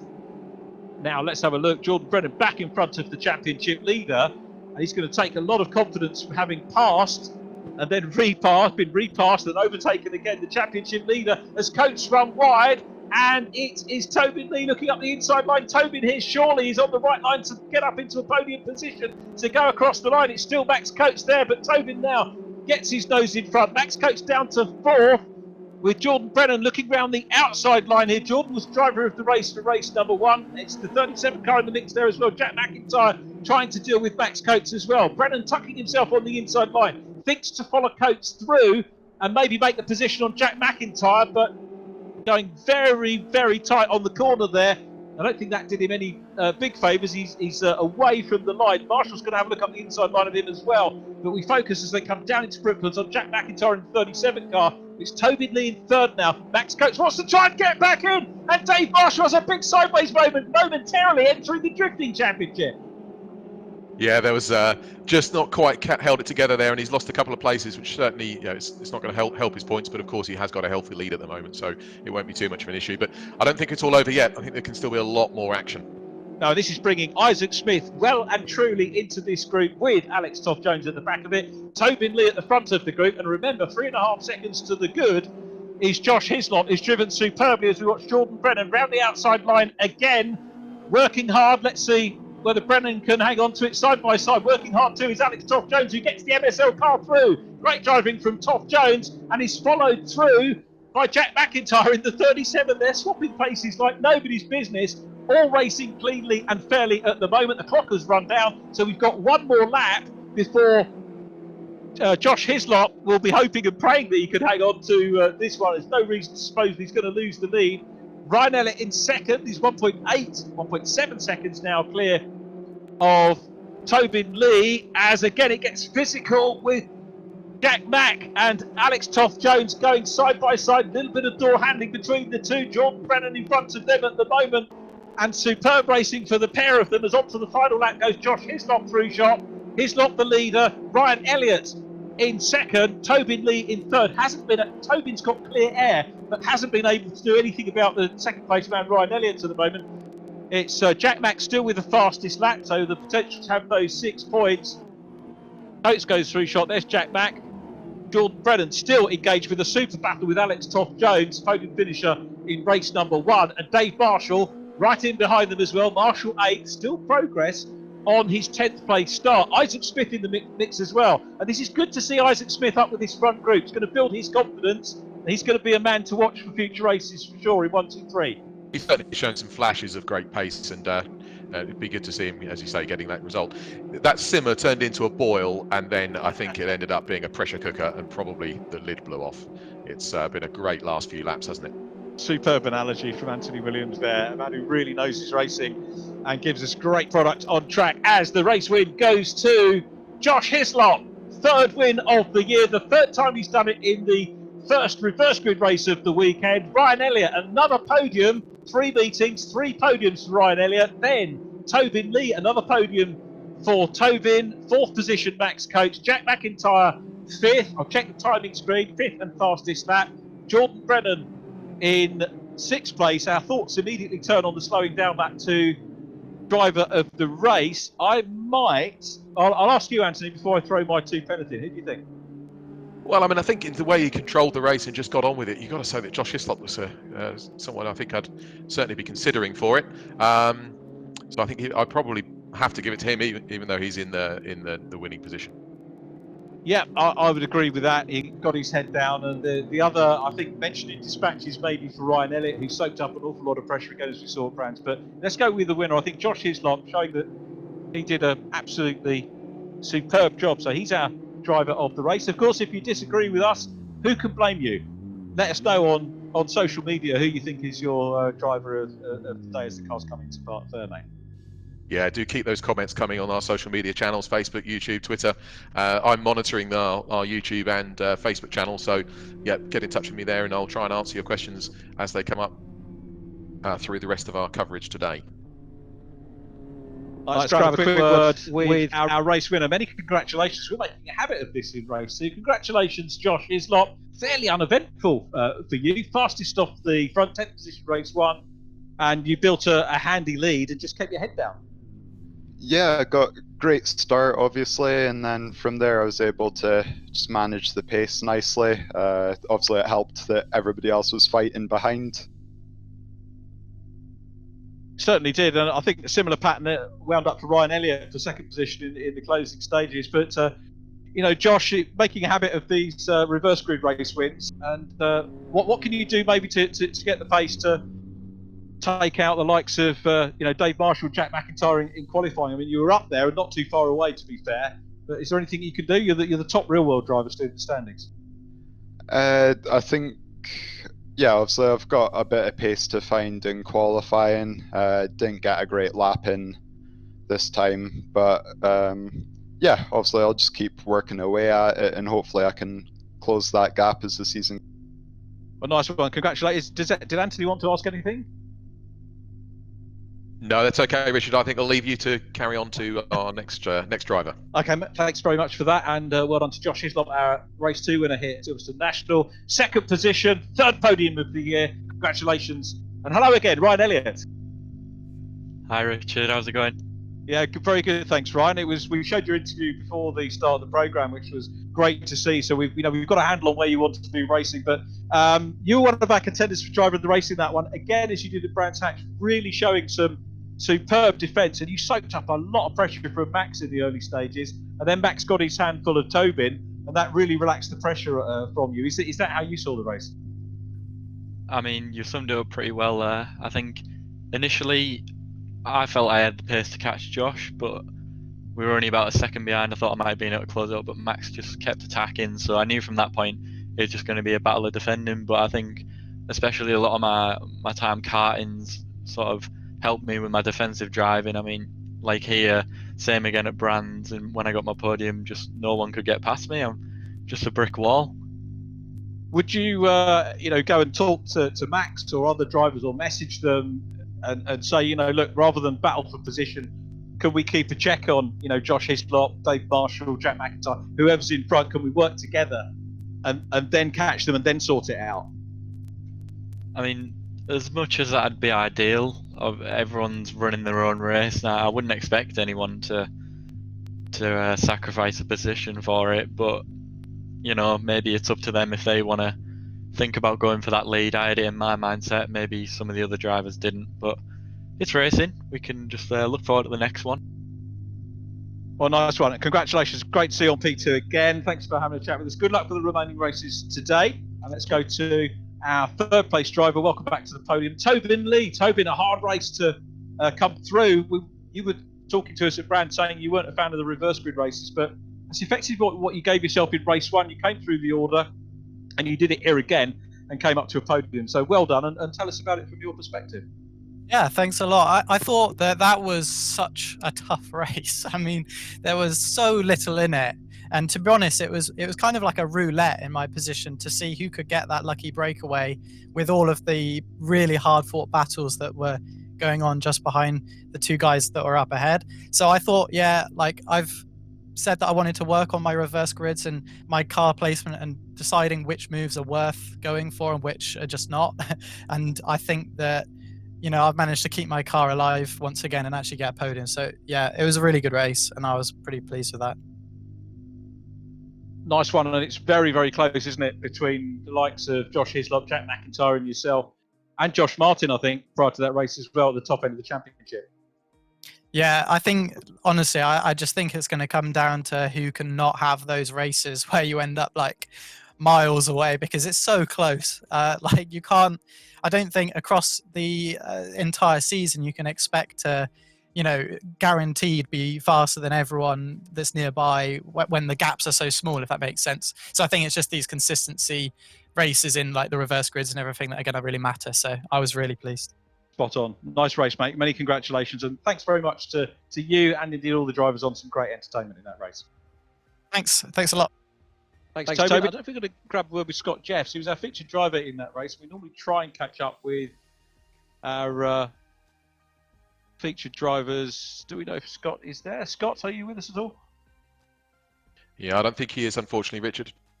Okay, that's a little bit of a shame, but two super races to get us underway here, and some other bits and bobs, obviously, for you to have a look at over the course of a short break, which we're going to get to refuel with water and energy bars or whatever it is that we avail ourselves with. But before we do depart for the break, Anthony, good couple of opening races again.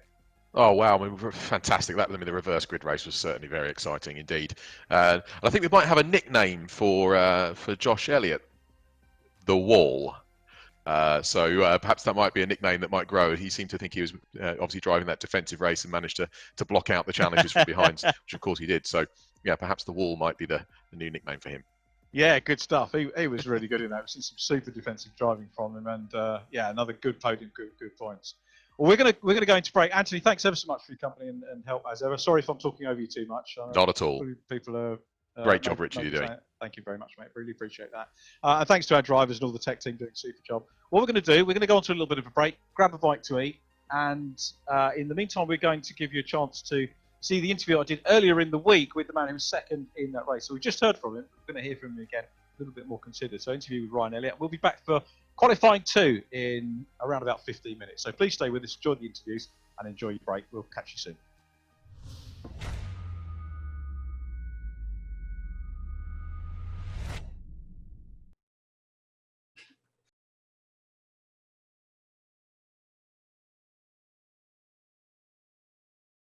Hello and a very warm welcome to the first of a series of interviews that we're going to do with some of the stars of the Mini Challenge eSeries. And a great pleasure to welcome Ryan Elliott into the studio today, the virtual studio that is. Everything's virtual, isn't it, about this race series? The studio, the commentary, the racing, the whole thing. Ryan, really good to see you and thanks for joining us this morning on this. And what a fantastic start you've made. We've had 2 events so far. And you've had 2 podia, and I think the last event at Brands Hatch really showed consistency because you were hardly out of the top 10. What does it feel like to do that, and are you happy with the progress you're making so far? Yeah, it's an absolute pleasure to be here with you today. Obviously, opportunities like this don't come very often for people like me, so it's an absolute pleasure. So far, we've had a bit of a rough start to the season. I was expecting a lot more. Maybe considering some of my past results, especially in sim stuff, some of the people who I'm even racing against in this series who I've beaten in the past. But like I said, at this point, I'm just trying to keep the consistency up because obviously there's four races each meeting. It's a really, really long season, and half of the series is that top 10 reverse grid. So my aim's sort of been to have race 1 between positions 7 and 10 so I can get a good reverse grid draw, which in 2 instances worked out well for me, having podiums, being able to get to that top end of the grid just through the reverse grid. But like I say, that's half the season. So it might mean that the people who finish high in race 1, like for instance Dave Marshall, who seems to be doing an amazing job so far, he hasn't been able to maybe have some of the results in the second race, which is where I'm trying to capitalise. I'm sort of doing the opposite of everyone else. Certainly your pace has been there, and as I say, you know, at some point over the season, you know, even Dave Marshall is going to have a bad meeting, but Brands Hatch, you were really very, very consistent indeed. In terms of the overall championship, 8th position I think at the moment, but 5th on the sim races, and it looks to me, if we were plotting a graph of your results, you're going to go higher up. I don't want to put pressure on you for the remaining races, but it kind of looks that way. I imagine this is a prelude to other things that you want to do. A lot of racers that do sim racing are quite happy with that, but you have ambitions to get out on circuit, is that right? Yeah, that's correct. So I mean, I've been karting for probably 7 years this year. So I've started to take a bit of a step away from it when it came to my studying GCSEs, and now I've gone on to get an actual job. So it's all sort of had to slow down a little bit. But the plan was to be back racing, but this time make the step into cars. I've sort of missed all the junior categories, but then I've come into this mini package doing this eSeries. I've been able to meet new people, like obviously series director Anthony Williams and some of the drivers like Max Coates, even Hammerton, etc. And it's just a really good place for me to prove myself against some of these people that I'd want to be racing in. So the plan would be to race Cooper Pro. I'm looking at buying a car, possibly, maybe making that step up next year. But obviously the pandemic's not helping very much. I mean, it's really unfortunate the situation we're in at the minute, but we just got to push through it. We'll be back racing soon. Everything certainly is changing. The economy, sport, the whole world, politics, everything changing with pandemic, as you rightly say. One of the things that I don't think will change is the appeal of the mini championship, because you've got, you know, what Anthony has put together. It's a ladder, isn't it? I mean, I was fortunate enough to work on Mini Festival last year and get to see all of the mini paddock, whether it's Cooper Am, Cooper Pro, JCWs, and the other classes that they nurture and run superbly. So you can start off anywhere on that ladder, can't you? And I think next year, if next year's calendar is similar to this year's, if you do make it into Cooper Pro, fingers crossed for you. And you know, if there are sponsors out there having a look, they'd be very silly to pass up an opportunity to work with you, not just as sponsors, but as marketing as well, because you'll give them a great day out at the racetrack and a great experience. But Cooper Pro, you know, it's going to be, I think, part of the touring car package again next year. Certainly it was what's planned this year. So terrific value for them if they get involved. Yeah, that was one of the major selling points, I think, when we were looking towards this year, but obviously my studying took over again. But it was that idea where they had 2 meetings on the touring car package. Obviously, you get TV exposure. The hospitality opportunities are incredible at touring car meetings. And like you say, the mini family is just incredible. It provides a real ladder, like you were saying. It's unlike when I was maybe looking at Clio's before. You sort of have to just jump straight into the Clio Cup. It was quite a big step for someone like myself. But with this, it's sort of like a ladder where I can start maybe in Cooper Am or Cooper Pro, and then work myself up, prove myself into maybe stepping into JCW, which obviously now is the primary feeder of the touring cars, which, like most races, is my absolute dream. That would be absolutely mega to see you there. I'm looking forward to seeing you on the token package. I hope you can sort it out. So backpedaling a little bit, maybe background. How old are you at the moment? 18 years old. So you're driving on the road. Have you actually had a go in a race car at all? Yeah, I've been very fortunate to have a couple of testing opportunities. So I've tested initially we did some Saxo testing, did the scholarship there and did quite well. Then I got a taster in a Fiesta Junior around Donington. That was really good. I really enjoyed that. And then towards just before pandemic hit, at the beginning of March, I was testing Ginetta GT5 around Donington, which was a mega experience. But I feel like I enjoy front wheel drive cars. I want to be more towards touring cars than a GT sort of career. So I'm really looking forward to hopefully when we get back racing, maybe getting some testing in a Cooper before maybe we go out and commit to a season. Well, thanks very much for that. And just to sum up, give us your thoughts on the mini challenge eSeries before we say cheerio. It's absolutely mega. I mean, having people like yourself on board to do the commentary is something really uncommon in the sim racing world. The quality of the series, like even when you look at the stewarding, the quality of the streams is just incredible. It's really bringing people like me who maybe are more now sim racers and real racers. We're bringing us back into the limelight a little bit, which is really nice. We're getting some really good attention at the minute. That's really nice of you to say, and I've got to say I'm mightily impressed with the calibre of drivers we've got. You know, the real races and the sim races, absolutely incredible. And my one regret at the moment is that we can't all go in the bar at the end of a meeting. It's that's a real pain in the neck. But hopefully we'll have a get together. I'm sure Max and Anthony and Rich and the team will try and sort something like that out when we get back to some sort of normality. Ryan, I was asked to just do a quick chat with you. Thanks very much for answering my questions and coming online this morning. Good luck for the rest of the series, and we look forward to chatting to you on the podium, I'm sure, at many of the upcoming rounds. Thank you very much for having me. I hope you enjoy the rest of the racing, guys. Thanks, Ryan.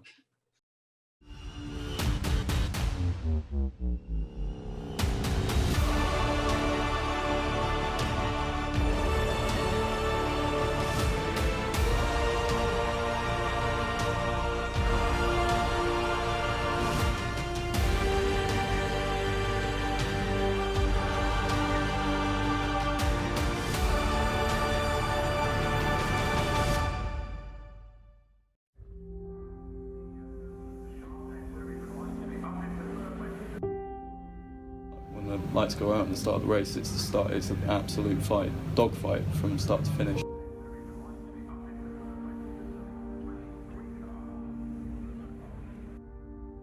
It's in my blood. It's a passion. I train every day for it. It's just a different feeling. It's where you feel most comfortable. The nerves actually kick in. It's when you pull up on the grid and they give the 30-second warning. But as soon as you get off around that first corner, that's it. The nerves all go, and it's man on the mission then trying to win the race. I think the one thing about racing that is quite unique from other sports is that feeling that you get. A lot of drivers talk about this zone or whatever you want to call it, but it's that feeling where everything sort of clicks when you're in the car. Or motorsport finance is key to anyone that wants to progress, and key to anyone who wants to get started. And so I wouldn't be here if it wasn't because of the support that you give sponsorship wise, but I also wouldn't be here if it wasn't because of the support that you give as a company financially wise, and the help that you can give to drivers like myself. It's all working as a team, and it works out both ways. In motorsport there's so many variables, and if anything goes wrong, your whole weekend can fall apart.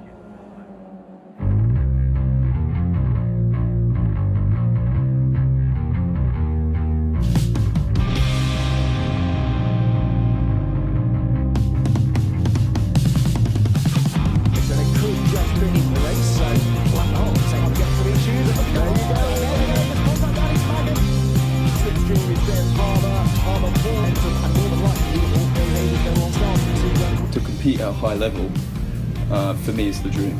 And right now, I'm going up against the best Mini Cooper drivers in the UK at the moment. Minis, it's like a massive family. I know on the track sometimes we get heat in a moment, but deep down I think we're all here for each other.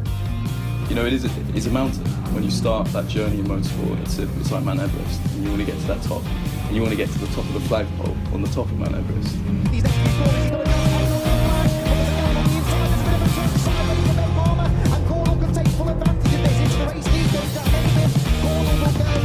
Credo have been a massive help to me. They helped me buy the car, they've helped me with a personal sponsor. And they can build a package around your needs. If you want to race Kinetic, if you want to race minis, they can build that around you. It's not just the finance on the race cars, it's the equipment, it's the vehicles, it's the trailers, which is the whole package to getting the actual race car to the circuit. You know, Credo come to all of my races. You know, I think they get more nervous than I do sometimes. You know, they're a financial company, but they're more than that, and they're there to get you on that grid and to support you from start to finish. So it's great to have Credo here for every weekend that we do. But you know, it's what they do. They create that personal connection, like I say, from that first meeting. And whatever it will be, if you are racing, then they'll come and they'll watch and they'll be there through thick and thin.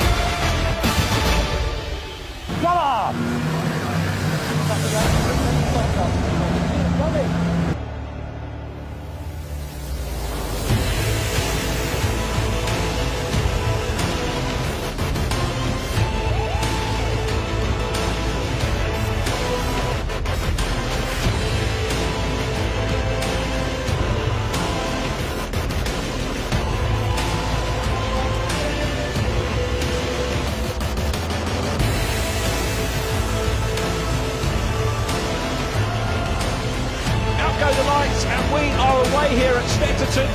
Gornall bounces there. Gornall goes into the back of Harrison, doesn't get this one, and he throws the car in.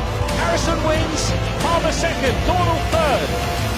Got a car on the grass, several cars off. Vistantilot's getting tagged and he's out of the race, and off on the grass.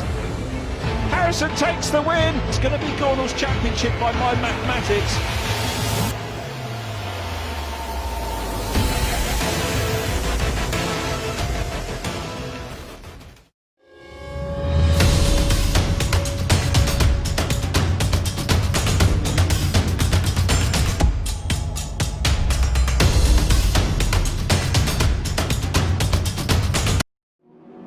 At a virtual Silverstone National Circuit, Richard John Neal, the commentator, and joined by Mini Challenge Championship Director Anthony Williams. We've managed to grab a quick break. Boy, do we need these breaks, Anthony, with the racing we've had. Well, we sure do, don't we? I mean, it's just relentless pressure here in the commentary, well, not the commentary box, because of course we're in different places, but it is, yeah, relentless racing, just non-stop action. And a really good, nothing has disappointed me about this series so far. It's been really great racing. Starting to get characters, you know, the people talk about how realistic the sims are, and the designers do a fantastic job to do that. But the races themselves are replicating it. And we've got, you know, a sort of championship hero in Dave Marshall who's building a lead and is the man to beat. And then we're getting other drivers coming in, putting in surprises, getting consistent, building experiences. The whole thing is literally a replication of a real world racing championship. It certainly is, absolutely that. And, the style of racing that we're seeing seems to be also really replicating what we see in the real world. You know, clearly first lap action, you know, possibly going into the second lap and then settling down into a little bit more of a cat and mouse exercise during the middle of the race, and then building up to a bit of a crescendo towards the last few laps when obviously all the action tends to happen. We're looking at one of the featured drivers that is focus in this race. That's James Merrills in the 88 car, and we are going to catch up with Scott Jeffs, by the way. He was a featured driver in race 2. We're hoping to catch up with him after qualifying. But here's James Merrills, the 23-year-old. Guess what? He's another Yorkshireman. There's a fair few. I haven't done the count actually of how many Yorkshiremen, but there's a fair few. It's a quick county. It's a competitive county, isn't it, Yorkshire? It certainly seems that way, doesn't it? A few drivers from it. James Merrills raced in Formula Student, which is I think bucks the trend of a lot of universities. I've known little club championships that hand over cars to universities to work on, and they pull them apart and then they never get them back together again. But Formula Student, of course, is the initiative where they do a heck of a lot of development, a heck of a lot of work, but they actually get out and compete in the machines as well. So I really take my hat off to all of those teams that are involved in that. And James very much involved in that as a Formula Student driver. Ran in the British Universities Karting Championship from 2018 to present. And that's a very good championship as well. Some very quick drivers come up through that. And it's amazing how many people you meet around the real life paddocks who say, oh yeah, I'm racing you, I know him and I know her. A very small world. Great initiative, isn't it? It is, absolutely. Yeah. Absolutely superb.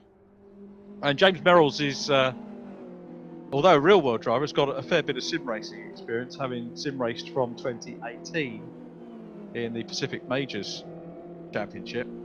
And so has done a fair part of that. And he's also raced against Lando Norris, who of course we know from club racing in the UK, coming up through Ginetta Junior and F4, and then obviously onwards into Formula 1. And nice family, the Norrises. The Dad Norris is a nice fella as well, and Lando was always up for a chat. And unusually, some drivers actually, when they go up through the ranks, me as the sort of support race commentator on the TOCA events, some of the drivers that move up the ladder, they obviously hook up with you in social media while you're commentating on them.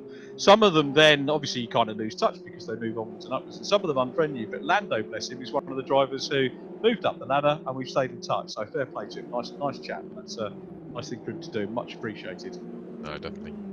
It's interesting in this qualifying. I think we're seeing a little bit of a pattern where the sim racers just seem to be able to turn it on immediately. Literally, you know, they come out from the pit lane and bang a lap in. Whereas I think the real world racers perhaps just take that little bit longer to build up the pace. But at the moment we're seeing you know, Butler and Bird both putting in a couple of good lap times, and I think they're within striking distance. And in fact, of course, Max Coates as well, within striking distance of our top 3 sim racers in qualifying at the moment. So it's certainly not all over at this stage. No, it's not. There's a fair bit to go. As you can see, 13 minutes still on the clock as we watch Scott Jeffs, featured driver from the previous race, in the effectively teammate, of course, Josh Hislop, the NHS livery on the side.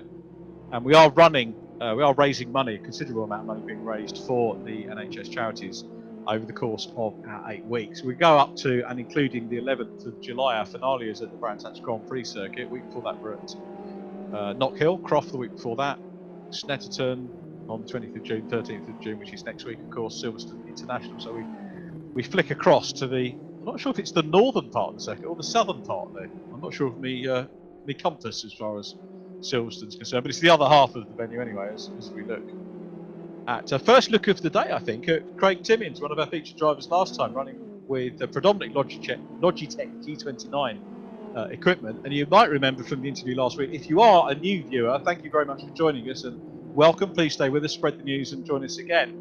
Craig Timmins was talking about his racing rig. Some drivers have professional rigs or commercial rigs that you can get, for example, GT Omega, Playseat, SimLab, and some have their own equipment. And Craig Timmins was quite funny actually to interview, because he's got a standard office chair with the other equipment kind of bolted onto his desk.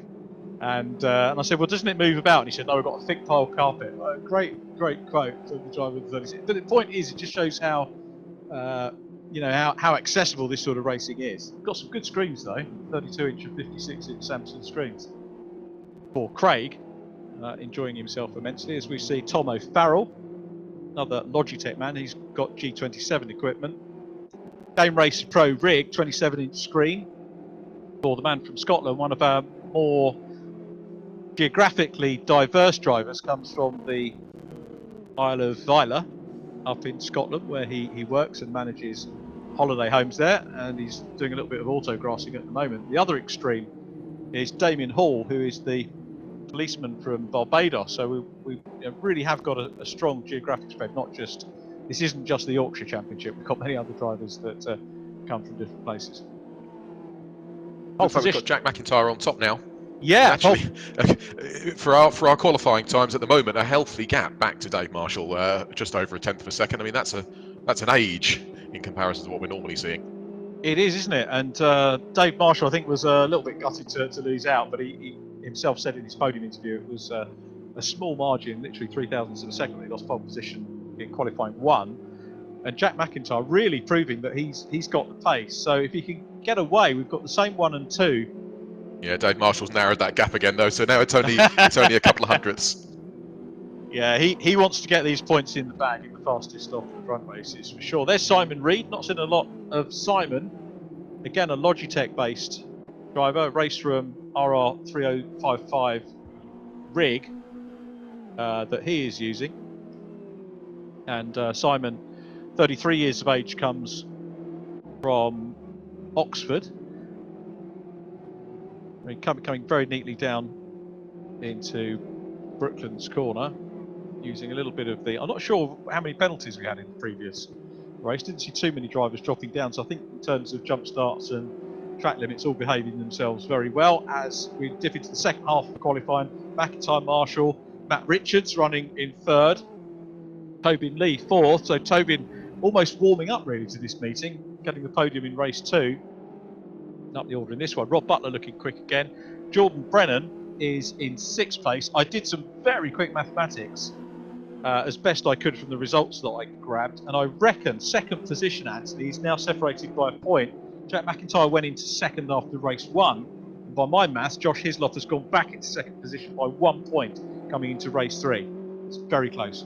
Yeah, it certainly is. So we've really just got Dave Marshall with a bit of a stronger lead in the championship standings, but otherwise it's all very close below him. It is very close indeed. Tobin Lee on... MacIntyre's on 387 in 3rd. 388, Josh. He's got 354, I reckon, Tobin Lee.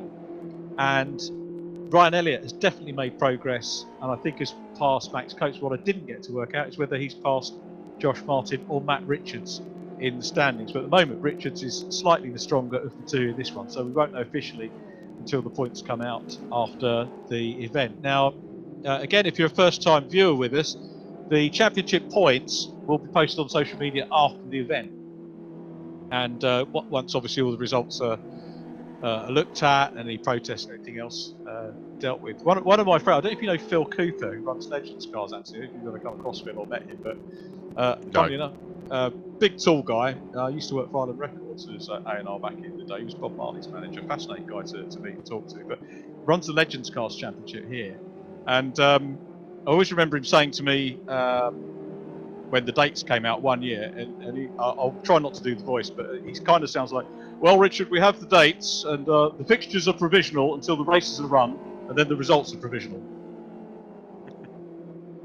Just love that sentiment. I've said that a few times on air. Apologies if someone's heard that for the 1800th time, but it's a great sentiment. But anyway, so the point being that championship points will be published on social media. So good reason to keep up with Mini Challenge and Virtual Reality Racing Club after the As you said last week, Richard, we just can't keep up with that without having a dedicated points person. And in the real world, we've got the timekeepers that are and organisers that are all there's an army of people doing it. But effectively, with just a small team here, we can't keep up with that.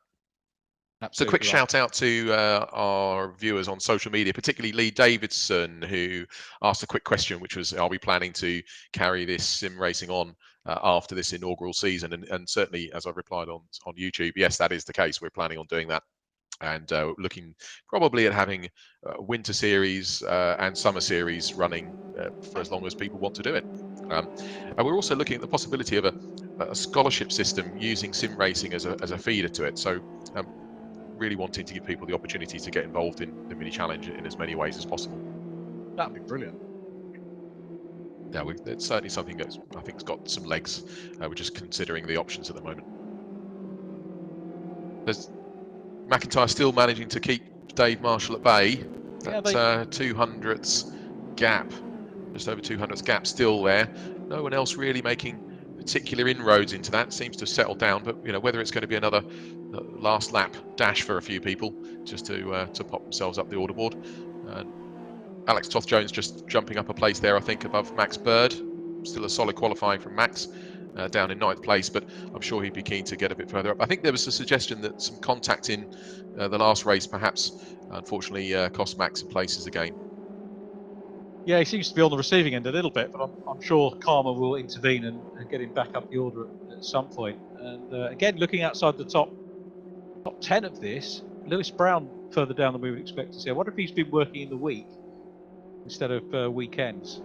Well, I was having a bit of a conversation on email with his father, Mike, this week as well, about coming to the Goodyear tyre test on the 9th of July at Snetterton, which will be our first official event before the racing gets started. Right. So the tyre test is an opportunity to blow the cobwebs away and test yourself against virtually every other JCW class competitor. And indeed, actually, we decided to take all the other classes to the Snetterton event as well. So we're going to have around about 60 to 65 minis there on the 9th of July.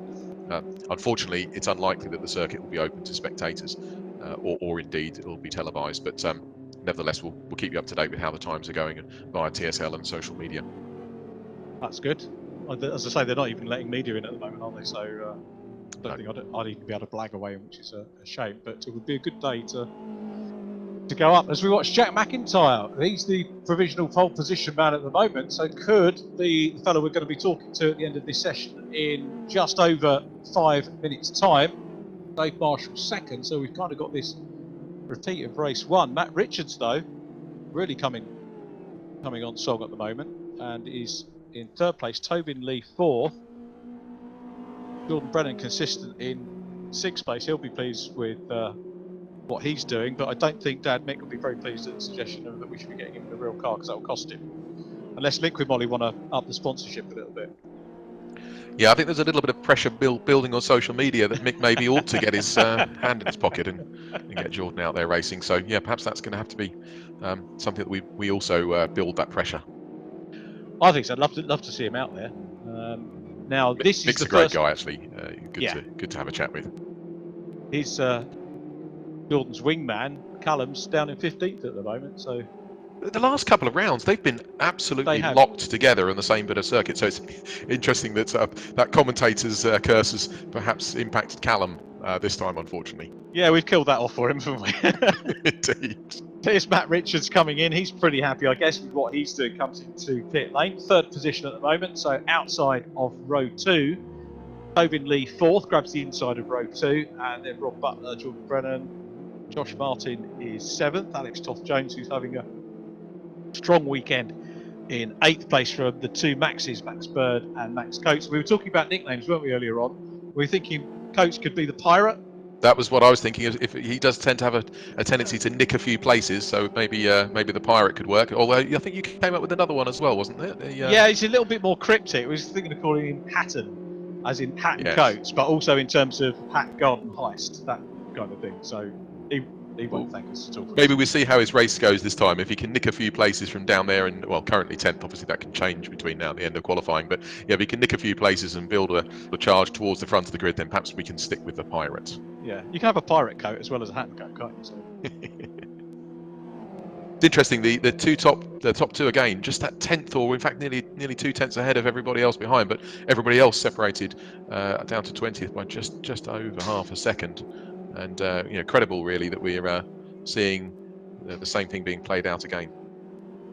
Yeah, really, really close stuff. 2 minutes to go, and it is tiring for these guys. Again, talking to some of the drivers over the course of the week, and it's intense, which is one thing. So there's a lot of energy, a lot of focus, and the drivers are quite tired at the end of it. Although I did notice on the timing screen that we went into a break, to grab a bite to eat or have an actual break or whatever, and the drivers are still piling in laps in the place. They're certainly committed, aren't they? No, probably should be. So Luke Kidsley goes through shot there briefly again, the 98 of Jordan Brennan. So it's MacIntrye, Marshall, Richards, Lee, Butler, Brennan, Josh Martin, Alex Toth-Jones, Callum Newsham, as we said, a little bit away from it. I would draw your attention to 14th place. Josh Hislop, who is the master of the reverse grid, is in 14th and handily placing himself there to make up 2 or 3 places or 4 places if he's going to get into 10th place for the reverse grid race again, and maybe nab another one. But although he's doing that today, he's actually keeping his points position very much alive. Although if we repeated the results from races 1 and 2, he will lose, I think, 2nd position in the championship again overall to Jack MacIntrye. So he's going to have to be a little bit mindful of that. And I suspect Josh might be a little bit disappointed with being down in 14th place at the moment as we. Just noticed Will Fairclough, you mentioned earlier, Richard, that he's been getting a bit of coaching this week and some practice, and a solid 16th place for him. That's a definite improvement over previous race weekends. Yeah, do you know what? That's a good spot, yeah. Previously, I think best result was 27th, so yeah, very definitely making progress. And it's difficult to look across 30 plus drivers and pick a driver of the race, but there may well be, and apologies if we've overlooked anybody who's had a super race from the back. If we haven't seen it, haven't spotted it, it's not really a lot we can do, and we can't compare everybody's starting position to their finishing position. So if we've missed anybody out, but that's a very good shout, good progress for him. Yeah, definitely. He's such a nice guy, Will. We are regularly chatting with him in the paddocks when we're racing, and interesting character and fun. Really. He has some little ditties on social media now and again, which are very amusing. What sort of thing's that? Well, the sort of challenges where there's things being thrown into cups, and I think he manages to put one together where it's, for want of a better word, been faked. But quite interesting and funny sometimes how he puts these things together. Is that a TikTok type thing? Is it that sort of? Yeah. Oh God, I've not succumbed to that yet. I've got enough on my plate with the other ones, but I'm sure there'll be pressure at some point.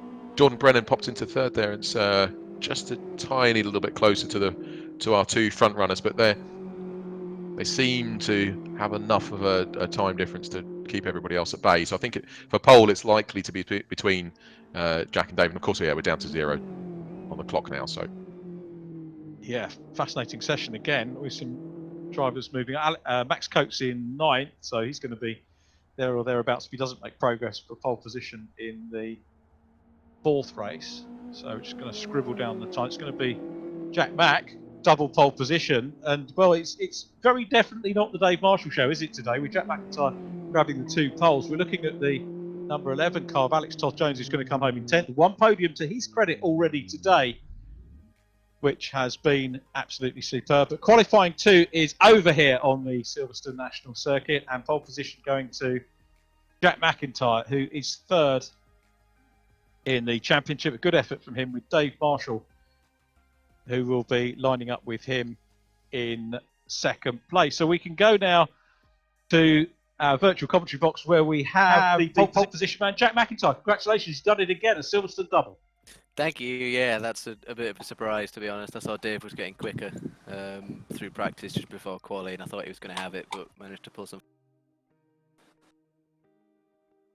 He must be chuffed to get a double. We were just saying, you know, it's Dave's still got the championship lead, but it's you know, far from all about him now, isn't it? Well, yeah, I hope so. Hopefully it's not just this track. Hopefully I can continue it for the rest of the season. But yeah, qualifying really important points. I think last week I had a lot of good results, but Dave pulled away quite a lot in the championship just because of the fastest laps in the qualifying. So I've been working on that, and it seems to be working. You going to beat him this time? Yeah. Hey, nice one. We'll try. Good luck for the race, Jack, and we'll catch up with you hopefully on the podium. Cheers, mate. Thank you. And I think also in the virtual commentary box with us now we have a driver we wanted to talk to from the last race. Scott Jeffs, are you there, Scott? Yeah, hello. Hello, how are you, mate? How was your race, first of all, in the last one? I've had a couple of bad races, to be honest, but I just don't seem to be on the pace at all at Silverstone. It's quite a simple track, but I'm really struggling to get my times down. So I found it a little bit now in qualifying with a little bit of adjustment to the depth. So I'm hoping to have a couple of top 20s at least here. Are you one of the real world mini racers with some JCW races under your belt? How does it compare to real world racing for our viewers? The way the car handles is actually like it's a good replica of the actual mini. I think it's a little bit more forgiving. But I find what's difficult about the sim racing is you don't have a sense of speed, you don't have all the feeling through your bum and through the pedals and stuff. What I struggle with is being consistent. You've got to really make sure you find your markers around the circuit, and it's even like simple things like the brake pressure you're using. I find it really difficult on these pedals I've got because they're not the most expensive pedals, just to be hitting the brake with the same pressure every single time. So sometimes I go a bit deep into corners, sometimes a bit early. I just need to kind of just build on that a little bit. But you're enjoying the racing and just enjoying being able to do something as you can't get competitively on track at the moment for real. Yeah, it's great fun. I'm really getting into it, to be honest. I just want to be a little bit faster. Well, it's great to hear. Thanks for having a quick chat with us, mate. Sorry we didn't get to catch up with you immediately after race 2, but thanks for chatting. Yeah, no worries. Thank you. Good luck for this one. And we go on to our featured driver for race 3, which is James Merrills. James, are you there? Yep, loud and clear. Good to hear you, mate. Well, thanks for joining us. How was your qualifying? Not as well as I think I could have done, to be honest. I think there's probably a couple of tenths in it that I didn't manage to get. I was looking at the sort of late 101. Not sure what time I actually did, but I'm down in 27th. Like Scott, I'm struggling a bit to get the pace at Silverstone. Turn 1, the track limits are pretty difficult. They're punishing if you go too wides. You can only do that so many times before we get a drive-through. I saw a lot of drivers in race 1 getting a drive-through, and that, helped me go through the field a little bit. But yeah, it's going better than I expected, to be honest. We're heading up towards the top 10, certainly on the results. You were very close to that at Donington Park, the first round. We were chatting about you during qualifying, and on your CV it tells us that you've done a lot of driving with Formula Student, and I think they base themselves. They do events here. I've seen some here, so you're fairly familiar with the track anyway. Yeah, exactly. It's more of an autocross with Formula Student, so we do it off. I think it's off the side of Cops on a bit of runoff or something. Right. But yeah, the gist is that we're a bunch of students. A lot of them are engineers. They design a sort of open wheeler. It's a full carbon thing, and we take it down to Silverstone once a year. But unfortunately, that was cancelled. Of course. Mini Challenge eSeries, we're getting some good airtime for our sponsors, so that's helping us out a lot. And how's business with Merrills Motorsport at the moment with the difficult times? Sponsorship is hard to come by. I was looking at, I was talking to Justina Williams actually early in the year about going in the Cooper class under the Accelerate banner. Yeah. But yeah, the sponsorship's just not there at the moment. Well, fingers crossed it can get turned around. And many thanks for chatting to us today. And we look forward to seeing what you can do in race 3 coming up in just a few minutes. Cheers. Thanks a lot. Thanks a lot, James, for joining us. Great to hear from different drivers in the category. As you can hear, working hard. The sim racers are working hard at what they're doing here. They're working hard out in the real world to try and put budgets together and come out and entertain us all once we go real world racing again in the very near future, which is commendable. I think most drivers are finding this, Anthony, a big help, just to put a little bit of focus back in and talk about something they're doing here and how well they're doing it and how well it's being received. So it's a good promotional tool for these drivers. Yeah, it certainly is, and I think the feedback that we're getting is that, of course, there's always incidents that people feel that they're hard done by, but overall they're enjoying the series, feeling that it's working for them, and as I said earlier on in the commentary, that we're very much anticipating continuing doing this for the future as well, and giving people the opportunity to keep doing something over the winter when normally there's not much going on.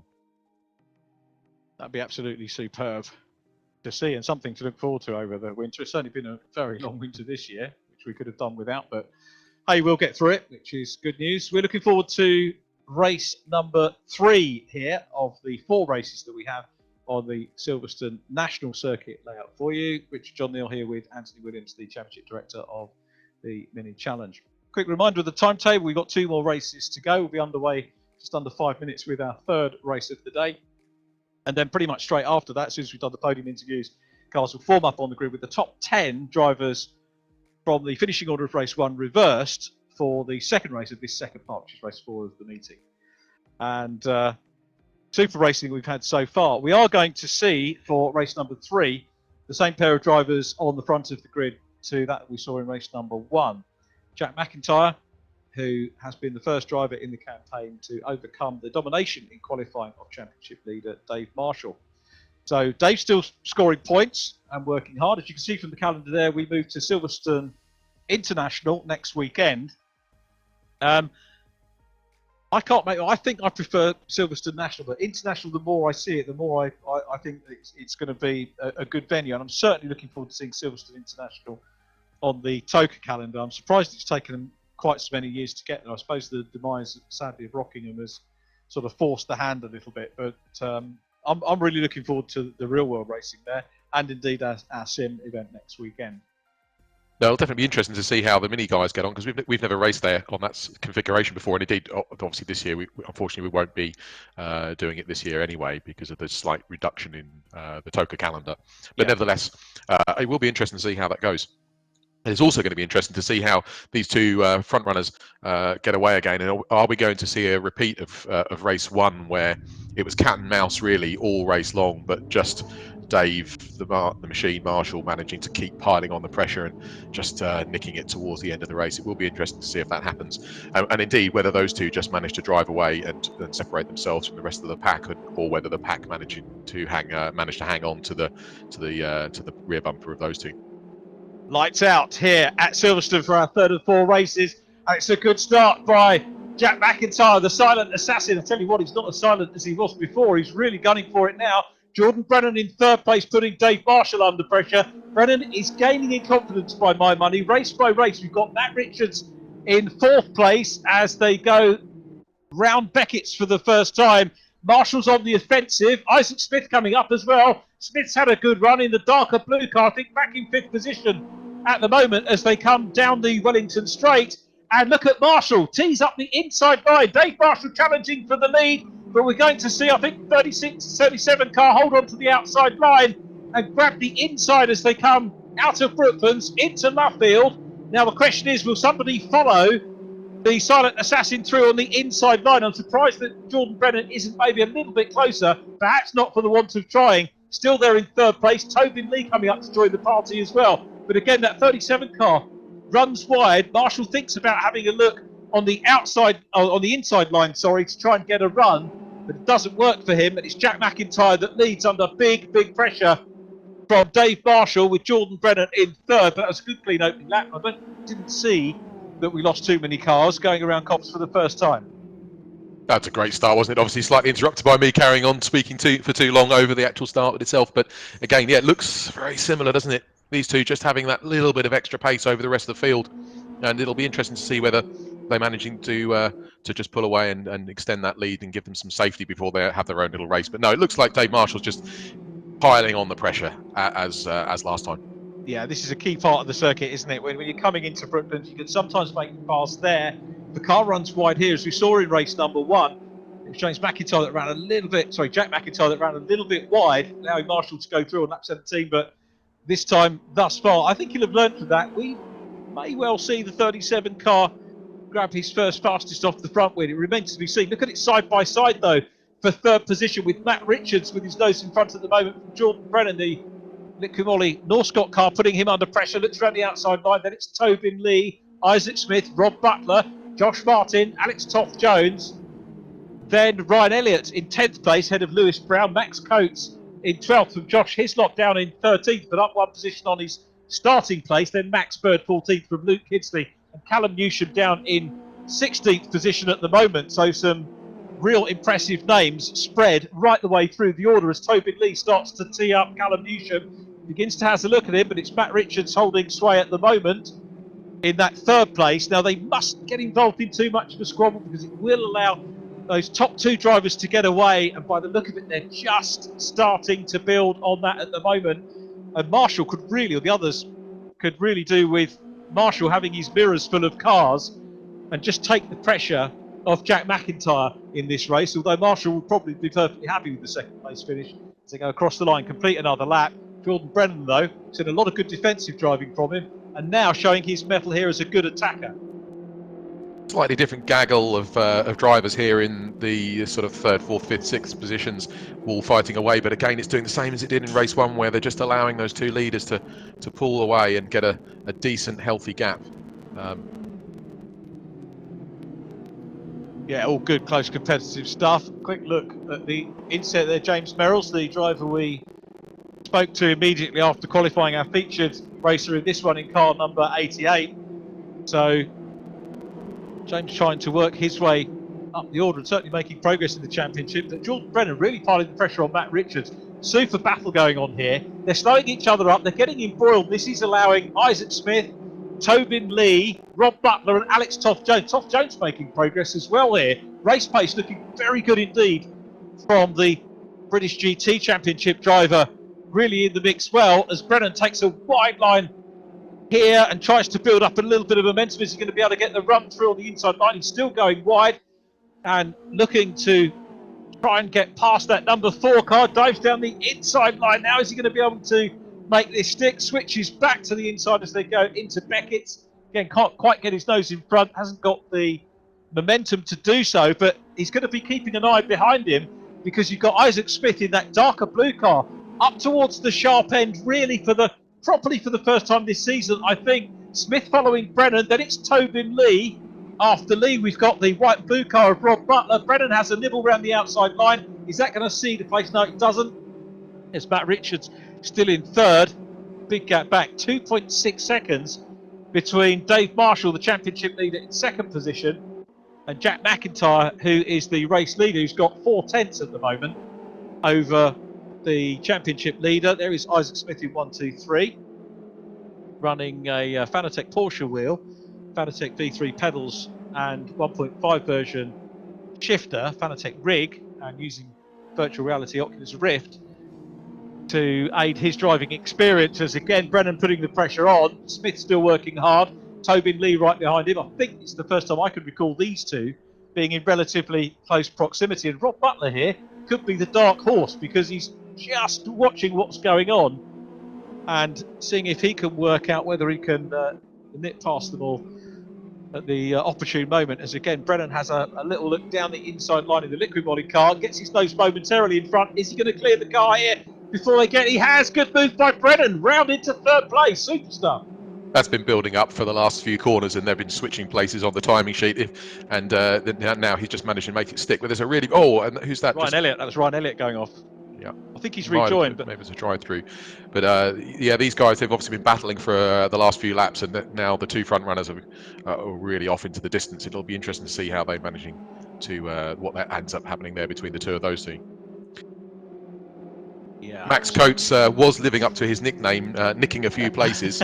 Max the Pirate Coates, and we'll have to see whether he can manage to pull a few more places back over the next few laps. But that was great driving by Jordan Brennan, wasn't it? Yeah, good move.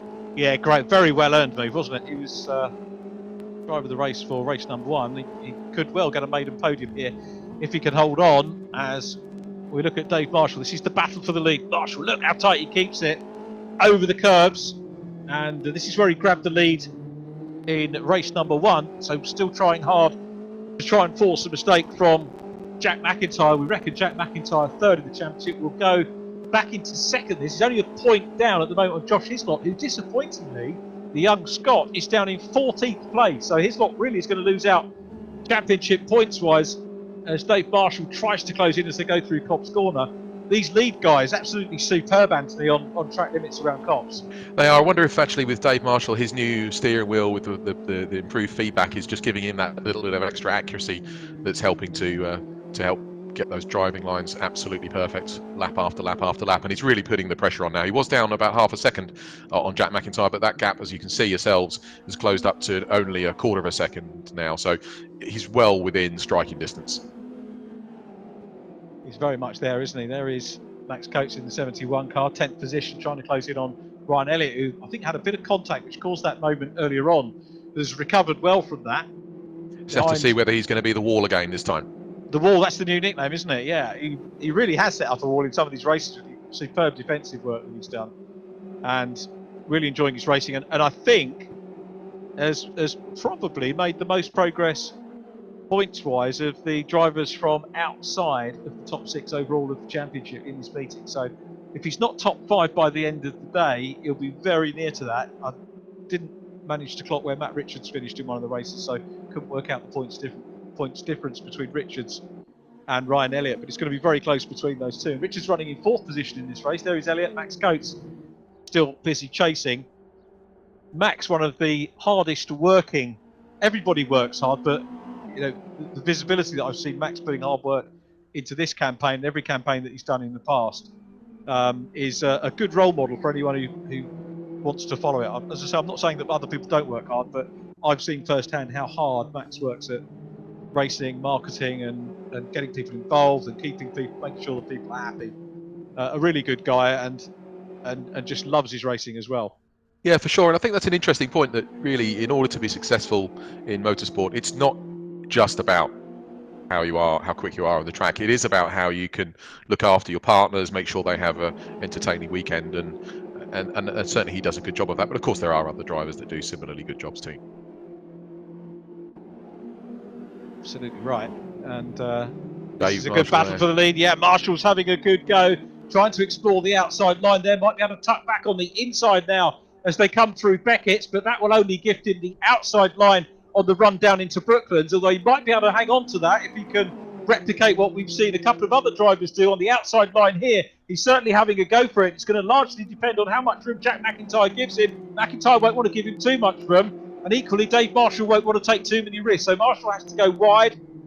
Again, great shot of the cars coming through. Marshall running a little bit wider here, just trying to explore if he can square the corner off, maybe get a little bit more of a run along the home straight. But it just goes to show how very, very equally matched these two drivers are, MacIntyre and Marshall. They're battling hard, Anthony, but they've built up a 4-second gap over Matt Richards in 3rd place. Yeah, when they seem to get away, these two really are in a bit of a class of their own, aren't they? You know, in the reverse grid race, clearly didn't go all their own way, but yeah, this is a class act. Really superb stuff from them, as we see Callum Newsham in the 16 car, the left-hand shot. Oh, a little bit of contact, and Newsham straight towards us there. I think that was Lewis Browning was also involved. We lost the timing screen, unfortunately, so I can't tell you at the moment who's got fastest lap. Maybe Mike can ping that over to me. I'm not sure why I'm not seeing it on my tablet, but that's disappeared as the battle for the lead still continues. And MacIntyre on the inside line, but trying to brave it out is Dave Marshall. He's working so hard to try and get around that outside line. And is he going to chip back now and go for the inside run here? MacIntyre not being overly defensive by my money. These two now have got the gap out to 5 seconds as they cross the line. And I tell you what, Marshall is not happy with 2nd position here. He's having a right good nibble for the lead. You get the feel, and quite rightly so, that he feels full of confidence racing the silent assassin, Jack MacIntyre here. It's a great battle between these two.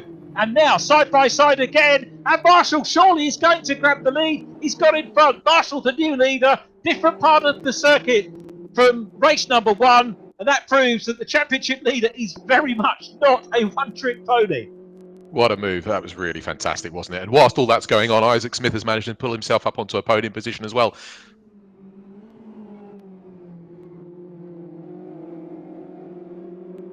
Oh yeah, absolutely superb stuff. So Isaac Smith coming through as well. This is great if we can have Isaac Smith on the podium, another first-time podium runner. But we need to watch Dave Marshall here. Remember, MacIntyre, the chaser, has been quicker in both the qualifying sessions, but by the slimmest of margins. Can he maintain the pace and maintain the challenge and maybe get back into the lead as we watch Callum Newsham again? Newsham down in 24th, chasing Thomas O'Farrell. We've got Theo Bridgeman right behind him as well. So Isaac Smith third, Jordan Brennan fourth. Then it is Matt Richards, Alex Toth-Jones in 6th position we're looking at now in the MSL car. This is another great strong race, but he's coming under pressure from Rob Butler, who very nearly pays a visit into the boot space. Right behind them is Max Coates. A little bit of a gap back behind Max, I think, to Ryan Elliott. Yes, there is at the moment, as Rob Butler looks on what will be the outside line coming down into Brooklands, and Toth-Jones reading that one well. Holds on to 6th position. He wants to try and close down on Butler again. Jordan Brennan up front as well. Matt Richards in the number 4 car in that group that they want to chase. Still 3/10 between Marshall and MacIntyre for the race leader. So cracking stuff going on with these. Toth-Jones looking to try and tee up the inside line here as they go past the pit lane. Max Coates goes to the outside line and will try and go for the line around Cops, but it's Toth-Jones still challenging Rob Butler for 6th position. And Dave Marshall. Max just managing to get past there, somewhere slightly out of shot. Yep, and still working. working. Actually, they're basically side by side. Yeah, and now Toth-Jones, though, spots a gap, sees a little bit more speed on the inside line, and I think he's going to get him back and possibly take the battle here to Rob Butler, side by side. And it's a quartet now, because joining them again is Ryan Elliott in the number 2 car. So while they've been squabbling, Ryan's taken the opportunity to close back up. Shame he had that little nudge earlier on, because he could have been at the front of this. So the wall, as he's been dubbed, no longer in a defensive position, but very much in attacking mode, as indeed is Max Coates, who goes to the inside. Ryan Elliott to the outside line, going very wide there. I think they all come out of Stowe Corner in exactly the same race position that they went into it. It's still Butler in 6th, chasing number 11 car there of Alex Toth-Jones. Max Coates now still coming under pressure from Ryan Elliott. Josh Hislop from 14th is up into 10th, so he's the next car behind this quartet. So Hislop getting some reasonable points, but he will see second in the championship heading away to the likes of Jack Mack as they go side by side again. This is great racing from Alex Toth-Jones, trying everything. Has a good go on the outside line. Doesn't work for him, drops back. He's got to get defensive because he's got Max Coates ready to snap that position away as soon as he makes a mistake. Doesn't lose too much drive by looking around the outside line, but it's a good attempt. He's going to have a look down the inside line here. A little bit of weaving from Rob Butler.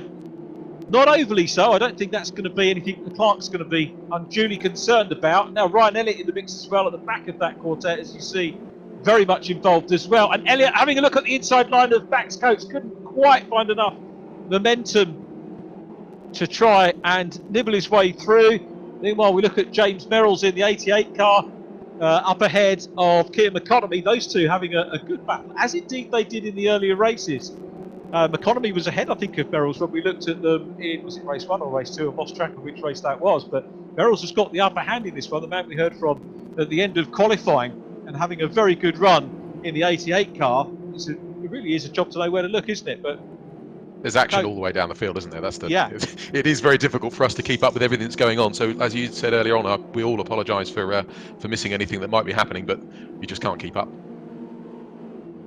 No, for sure. It's super racing from all of these guys working so hard. Butler still there with Max Coates busy chasing, and Coates in the 71 machine Now trying to close down Rob Butler as the main shot now goes to Keir McConomy, who's building up for a move here. So Keir looks to the outside line and now switches back. He's going to go for the cutback as they go into Brooklands. Focus on Merrills now. Has McConomy got enough momentum to make it stick? He's now been forced to the outside line. You can see Theo Bridgeman immediately in front. McConomy goes a little bit wide, loses out there, trying to regain momentum as they come around the final corner on the lap. Meanwhile, Jack MacIntyre's catching up here. He's been closing in over the last minute or so, and he's really there, as you can see. Yeah, he's really turning the tables here, isn't he, on Dave Marshall, who wants to put the pressure on Marshall, which was the reverse of what we saw. A little bit of contact between the two, and has he lost much momentum out of that? It's having very little, as it turns out.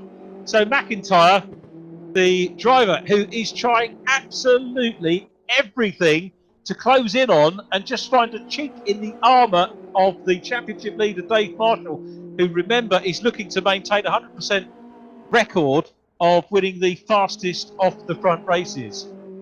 Of course, no favouritism here, but it would be great to see Jack managing to assassinate Dave's lead in these closing stages.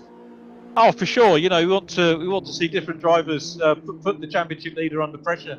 That's what we're all here to see who can effectively knock Marshall off his perch at the moment. So he is going to get more and more pressure as the season goes on.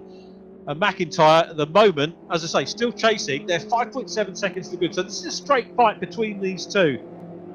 MacIntyre chasing hard. Marshall still the leader. And this is really a measure for Marshall, because remember, at Donington and Brands, the fastest off the front races, he got out front early on, built a bit of a lead, didn't sit back, because a racing driver never does that, but he had it relatively comfortable. Under control. Dave Marshall, absolutely, Anthony, under control. This race, it is under control, but he is under pressure. Fascinating to watch. Yeah, superb stuff from these two. Solid third position at the moment for Isaac Smith. That would be a fantastic result if he can manage to get his podium. I don't know how much pressure he's under from the chasing pack, but I'm sure it's all pretty close there for third place. Yeah, it's really going to be good to see, isn't it? We're having a quick look there. Max Bird running in 9th place. You can see at the back of that group, in the middle of the group, actually. There he is in the 44 car, having a good run at the moment. Josh Hislop in 10th, hasn't moved up from 10th when we last checked in on him. Fastest lap, by the way, is with Marshall, as MacIntyre's got his nose in front. It's Jack MacIntyre back through into the lead, and Dave Marshall now for sure knows that, having taken the lead and been repassed, he knows that he has got a battle on now at the front of this race, and indeed going forward at the front of the championship, with the silent assassin versus the machine here. Marshall's coming back on the inside line. This is a proper lead race between those two. We've seen great stuff from Marshall going through. Wonderful stuff too from MacIntyre getting back in. Now we're going to see the machine get back through on the inside line. This is what he did earlier on. Coming through, he's got the inside line. He's done it again in exactly the same place. Dave Marshall, that was machining. It certainly was. Incredible move. Yeah, and to repeat the earlier move, 10 minutes ago. But can Jack come back? Absolutely amazing stuff from these, having another go. And Marshall, having been passed once, is not the sort of driver to let that happen again. But you can see MacIntyre all over the back of him. Absolutely proper stuff. Great podium battle going on left of shot between Jordan Brennan and Isaac Smith. It's Isaac Smith there at the moment. Either of these two drivers, it'll be fantastic to see either of them on the podium. We've got Matt Richards in 5th. He's still in with a shout as well. But battle for the lead, battle for third position. You could not ask for more. This is real close stuff. I'm not sure if there's a little bit of contact there, Richard. Actually, we saw Dave Marshall quite sideways at that point. But actually, that's allowed, I think Jack's dropped back a bit from that. You're right, he has, and it looks like Dave Marshall has got his 100% fastest off the front record intact. Isaac Smith still there. Jordan Brennan wants a podium, so too does Isaac Smith. We've got the reigning BRSEC Fiesta champion up against sim racer Jordan Brennan. Hasn't got, I don't think, that much experience of sim racing Jordan, but Jordan himself under big pressure again from Matt Richards in the number 4 car. Remember, Matt Richards qualified in 4th position here. and he's really piling on the pressure, and is going to go through now as Jordan Brennan is on the outside line, exploring every bit of tarmac possible to try and get around the outside line of Isaac Smith, who gave him room at the first part of that corner. Runs a little bit wide. Jordan Brennan's going to pop up the inside line now, but it's the checkered flag. He's out. This is the run to the flag, and it looks like Isaac Smith's going to take third position. It is Dave Marshall that has won the race here from Jack MacIntyre. Isaac Smith, a maiden podium. Jordan Brennan again fighting so hard, as did Matt Richards in fifth position. Sixth will go to Alex Toth-Jones, seventh Max Coates. Then it was Ryan Elliott from Max Bird in ninth place. Josh Hislop in 10th. Guess who's on pole for race 4? Josh Hislop again. Amazing stuff. Absolutely incredible stuff. But Dave Marshall is going to be very happy. What a race between those two. I'm really stumped as to who's going to be driving the race there.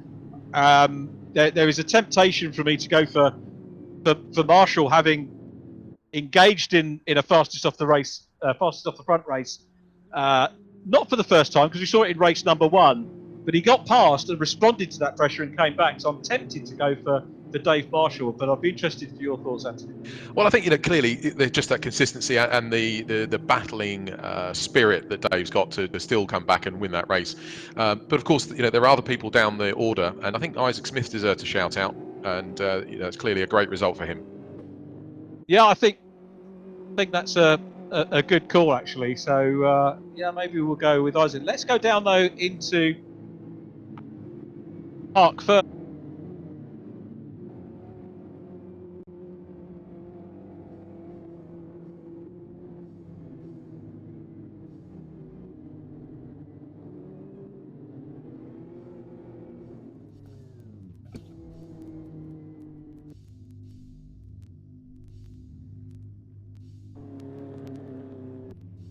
Let's have a word. Dave Marshall, another tough race. Congratulations. God, talking about tough. That was, I meant that I had to win that, and I know Jack's got more pace on this track than this. You could see it from quali. He's just got that extra little bit. So I knew I needed to try and get in front. And what a defensive race from both parties. I like to think it was reasonably clean, and fair play to Jack for letting us keep the place on the top on the first corner. Big respect. Nice one, mate. And a different dynamic, really, because the first race, obviously, you hounded him, and then you got the lead. But in that one, a different dynamic because he got you back momentarily, and then you managed to repass him where you got him earlier on. Yes. So luckily, first race, I managed to drop him by about a second, which meant he wasn't in my draft, and it's not as easy to try and keep up. So we were on about the same lap time, so we weren't gaining. He wasn't dropping away. But that race there, any mistakes that happened, we kept within half a second. So it just meant that, he's constantly on your back bumper, which is not really what you want. So congratulations, mate, and P10 for the reverse grid race once again. And we'll maybe chat to you after that one. Let's go to the man who was in second position, silent assassin, Jack MacIntyre on the podium again. What a race, Jack. Yeah, another really good one with Dave. It's good to have such a respectful race and to be able to push so hard and know that you aren't going to get speared off at any point. I think I had a really good chance going into the last lap, but then hit Dave going into the first corner. I was trying to fill his mirrors up a little bit too much and was too late on the brakes, so kind of blew it there. I think I would have fancied another shot at that, but no, a really good race. Happy with second. Dave said in his interview, I don't know if you could hear it or not, but he said, that Jack's good around here. Is that him trying to limit where he thinks you're good? Because I think you've been quick everywhere else. Maybe. I think I found a little bit of one lap pace, but I think in the races Dave's still got the edge. He's maybe a bit better at looking after the tyres, so I think that's something I need to work on for next week. Hopefully I'll be able to beat him at some point. But at least you can pass him now. Yeah, I was quite happy with that move around the outside. I knew that's one of the only places where you can really throw a pass, and I guess thanks to Dave for leaving the space, it's really easy to run someone off wide when they attempt that. So. Well, cracking race, mate, and good luck for the reverse grid race. You'll be running off the grid for race 3, so hopefully we'll catch up with you a little bit later on. So congratulations on that. Thank you. Let's have a word with our third place man, and what a delight to welcome to the podium for the first time, Isaac Smith. Congratulations, Isaac, on a fine third place. It's been coming, and you've finally done it. Thank you. Obviously, since the practice race right at the start. I've been on the pace, just really struggling with, obviously, the race. And in terms of your real racing career, the reigning BRSCC Fiesta champion, and this is mirroring what you're doing in real life. You're coming into JCW Mini Challenge Racing this year, and it's a great way, isn't it, to set things up, finding that pace and getting up onto the podium. And that was a hard race that you had there as well with Matt Richards and John Brennan. Yeah, that was a very, very hard race, I've got to admit. And obviously, I expect that to happen in real life all. So, really, keep it on the podium and hopefully we can rack the points in like we did last year. Well, it's great to see you get that third position. Honour and a privilege to be chatting to you on the podium for the first time. I'm sure it'll be the first of many podia that we see from you over the course of the season. So very well done. We'll let you get away and get ready for race 4. Thank you. Thanks, Isaac Smith. Really good to have him there. And we can also have a chat with James Merrills. James, in an earlier race today, we saw you, I think, chasing Keir McConomy down, and you were ahead of Keir in that one, certainly at the point we were watching that race. But how was it? Yeah, I know it was only P26, but that was probably the most fun race I've had actually the whole time. McConomy and Dignan ahead. I was basically just defending McConomy the whole race. He was really filling my mirrors up. Managed to pressurise Dignan a little bit on the last lap towards the end, but fair play to him. He kept the position. But yeah, that was a really fun one for me. Excellent. I'm glad you enjoyed it. And how tiring is this? Because we've done 3 20-minute races plus the qualies. I mean, that's an hour of sim time, plus the qualies. Do you get tired? Is it mentally stressful, or is it physically tiring? Yeah, definitely, especially when you've got some of these real world guys pressurizing you like that. It is mentally demanding. You're under pressure the whole time. I mean, I've got a litre of water next to me. I'm 2/3 of the way through it already. So, well, many congratulations on a great race, and thanks for keeping us entertained. And we look forward to catching up with you a little bit later on. If not in this meeting, then certainly later on in the season. Cheers. Thanks a lot, mate. Looking forward now to our second reverse grid race. It's gone very quickly today, I've got to say. And pole position is Josh Hislop again. So we're going to see Hislop grab another win. Is he going to get away as he did in race number 2, and as he has done in previous races so far this year, as he tries to claw back Jack MacIntyre second in the championship? MacIntyre back into P2. However, starting alongside Josh Hislop here, we were talking about karma earlier on, Anthony, and the karma could be for Max Bird, who starts on the inside of the front row. So Max Bird was 10th, so could be a good result for him. It'll be a great opportunity for sure, and it'd be nice to see him hopefully have a cleaner race than he has had. I'm sure again Sarah will be shouting at the screen when she sees him up there racing, hopefully for the win if possible. And we're getting loads of other comments on social media with people shouting at the screens, and I think some of them are in the same houses as their favourite drivers, and I think their drivers are saying to get out of the way because they're distracting them because they're shouting so much. That's great to hear. So do keep those comments coming on Facebook, YouTube, Twitter, and any other channels. Yeah, please do feed through. We had any visitors that because I know we had James Gordon was with us last time, wasn't he? Watching? Yeah, I don't think we've seen any of those. I may have missed them, but I don't think I've seen any of our ex-racers particularly. But I was saying that, and I've just noticed Jacob Andrews raced with us a couple of years. He's been watching us, and I think there's actually Barry Welsh, who's one of the guys who produces TV for Real World Racing. He's my Oppo. Digitex, I think, is the company that he runs. Yeah, he's that my does the Oppo. TV coverage. Yeah, he's my Oppo. I think he's been watching us at some point during the day. And other than that, I don't think there's any other of our sort of famous friends that have currently been watching. I was going to give a shout out to Adrian Gibson, who's part of the, again, it's a bit of a Legends theme going, but we hook up with these guys quite a lot. Adrian Gibson, who is dad of Will Gibson, who's one of the front runners in the National Legends Cars Championship, and he's missed the first 2 events. I did tell him that you can obviously catch up online afterwards, because it's not just watching it live, you can watch the recordings, but I don't know if he's managed to join us. A warm welcome. I've got a suspicion that those guys may well be looking to do a Lawrence Davey at some point, thinking about Mini Challenge, because Lawrence moved up from the Legends Championship into Mini Challenge, and Will Gibson, extremely talented driver. But we're on the grid, ready for race number 4. Josh Hislop in the blue NHS car, and Immediately behind him, you can see Ryan Elliott. Ryan will line up third on the grid. What we can't see from this particular shot is Max Bird, who lines up on the inside, because pole position is the outside line here. So ready for the race, which is underway, and it's a good start again from Josh Hislop. Max Bird trying to get in the mix as well as they come down into Copse Corner for the first time. And a good start by Hislop again. This is what he did in race number 2. This is what he's done in the maiden reverse grid races of each of the 3 rounds that we've had thus far. Gets away well. Max Bird is in second place. Past they goers at Maggots into Beckett's for the first time. And it's Ryan Elliott, I think, who's gone up into second position. Elliott makes the move around the outside line of Bird. He's still trying to develop that as they come down the Wellington Straight for the first time. But good stuff from Hislop. He'll be keen to see a battle developing behind him so that he could then develop the lead. And it is a big, big battle for P2. Hislop the leader, and a good, clean start once again, Anthony.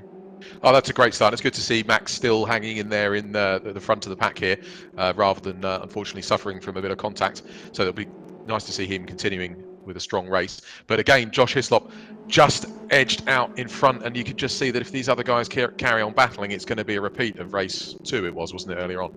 But it looks as though perhaps that's not quite the case, because Elliott just a little gap for him too, in front of Max Bird, so perhaps he can really take the fight to Josh. Yeah, Ryan Elliott becoming a regular on the podium, and of course once you become a regular on the podium appearances get old very quickly, and the next thing you want is a win. That's what he's going to be after here. Ryan's confident. I did put him under pressure in that interview. If you watched it through, I said that if you look at the graph of your results, it's all going up, and you know it doesn't stop going up until you get to position number 1, and that's what he's rightly aiming for. Absolutely right. Max Bird in third. We can't discount Max in these very early stages of this race, but good clean start. Let's see who gets the best flying lap. I think Tim Bird, Max's dad's also watching, so hopefully he'll be enjoying this one. I hope so too. I hope everybody's enjoying the racing, and Max on for, at the moment, potential podium space. Dave Marshall has gone from 10th to 8th. Jack MacIntyre is in 9th place, so Marshall with the upper hand over the man provisionally P2 in the championship. So provisionally, because it's my mathematics, not official by any stretch of the imagination. There is Jack MacIntyre, the silent assassin, still running well. Right behind him is James MacIntyre. Yes, so it's the MacIntyre gang. Yeah. Slightly different spellings, we'll have to remember that. Yeah, probably not brothers, but maybe a MacIntyre clan.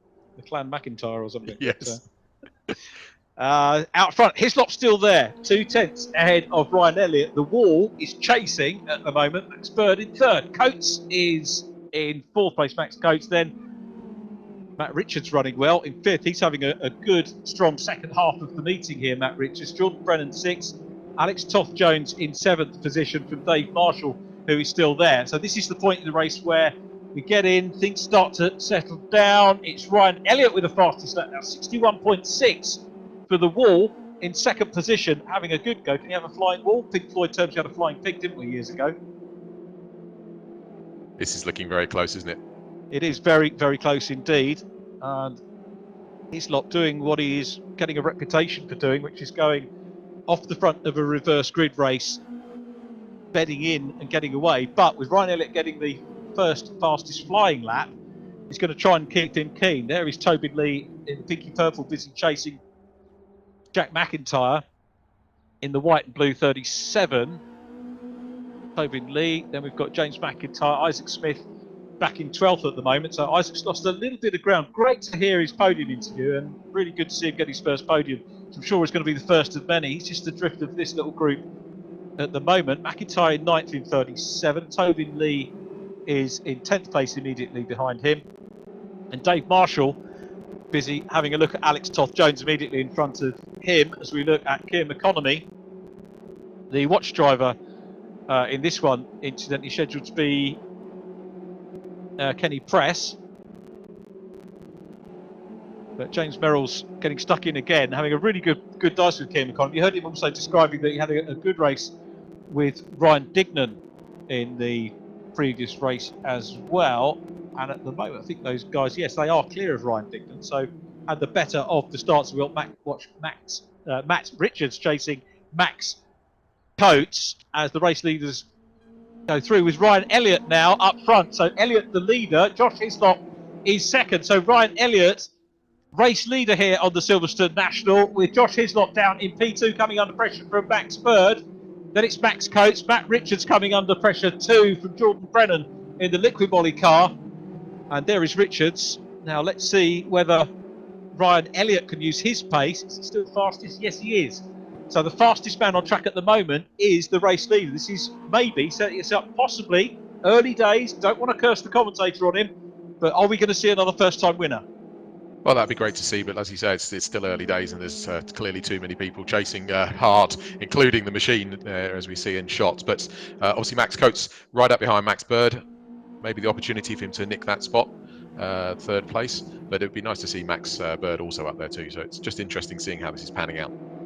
Yeah, for sure. Rue Clark busy chasing Kieran McConomy. Rue in the yellow and white car, Kieran McConomy in the lime green machine, as they whiz past us at Maggots.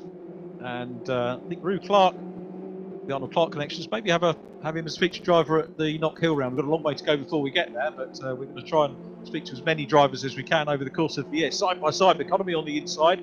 Rue having a very good look at the moment at the outside, and we'll go for the cutback. He's going to be able to do it. It's not room here, not leaving him any room at all to go past. But now look at the run that Rue Clark gets on the second part of that complex, and can he convert that pace into, or can he convert the momentum into pace coming along the main straight? I think the answer is that they're pretty equal at the moment as we come through Woodcote onto the main straight here. Tick off another lap with a good battle between those two. Head of that group is Simon Reed in the 35 car. Meanwhile, looking back from Jack MacIntyre and Dave Marshall looking to try and get past him. Marshall just goes out of shot. So MacIntyre working hard. You can see Marshall on the outside line of this one with Tobin Lee in behind. Three top sim racers all together there.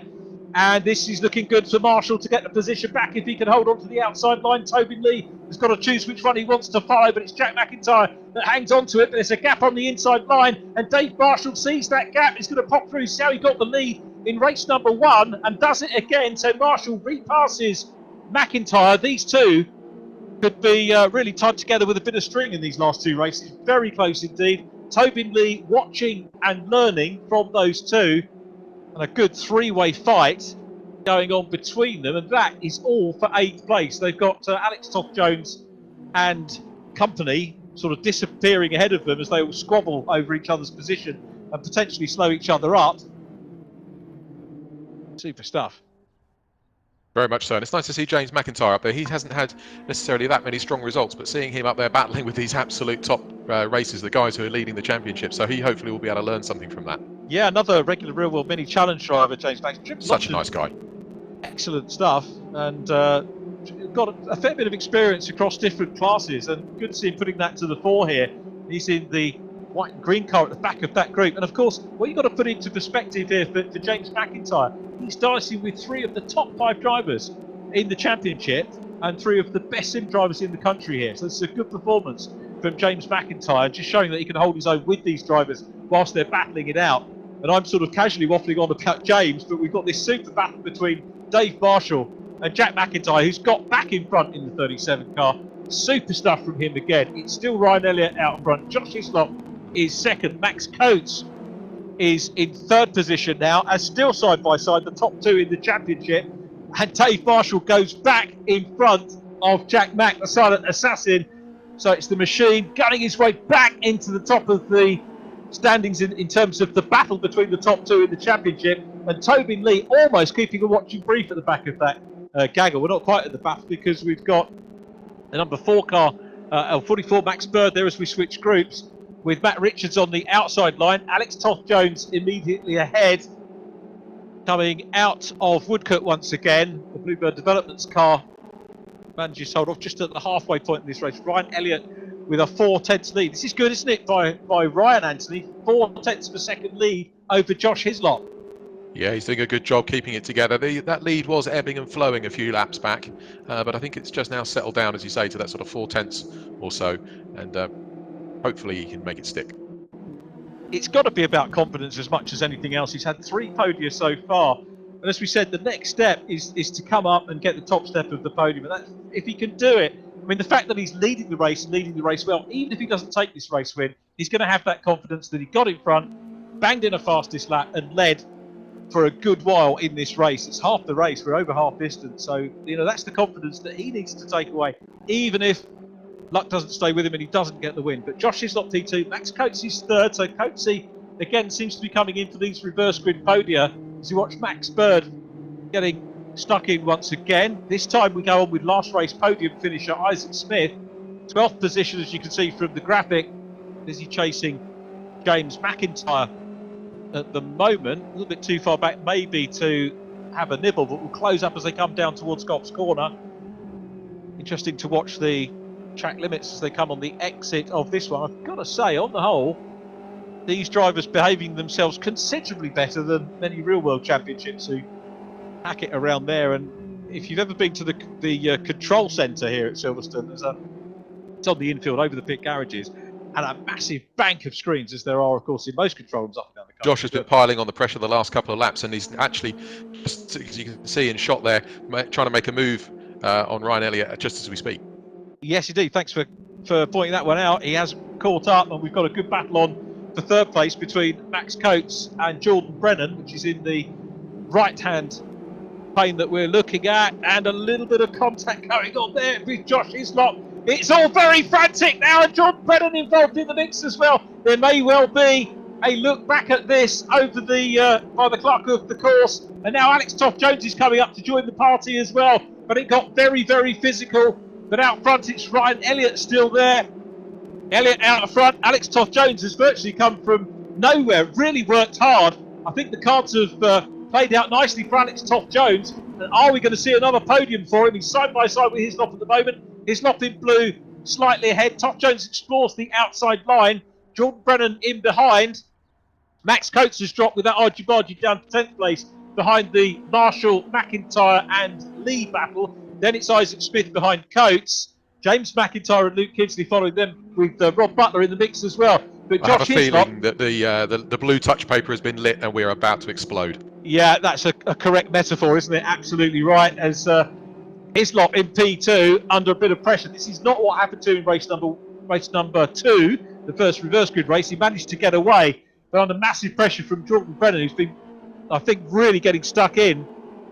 Matt Richards is still there in 4th place. Do not discount Matt Richards from grabbing another podium in the number 4 car. Remember, he had a first visit to the podium in race 4 on Brands Hatch Indy last time out, so you could well grab another one here.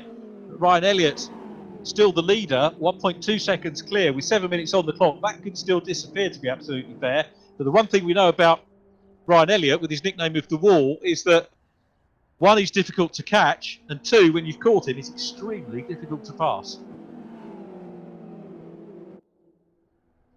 Nice to see Max Bird up there in 5th again. Really delivering a strong result in this race. Let's hope it continues. Yeah, absolutely right. Let's hope he gets a decent finish here. Max Bird in the 44 car was hovering just outside the top 20. Top 15 in the points championship coming here. This will be potentially his best finish. His best result so far, I think, 8. Keep a note of all of them from today.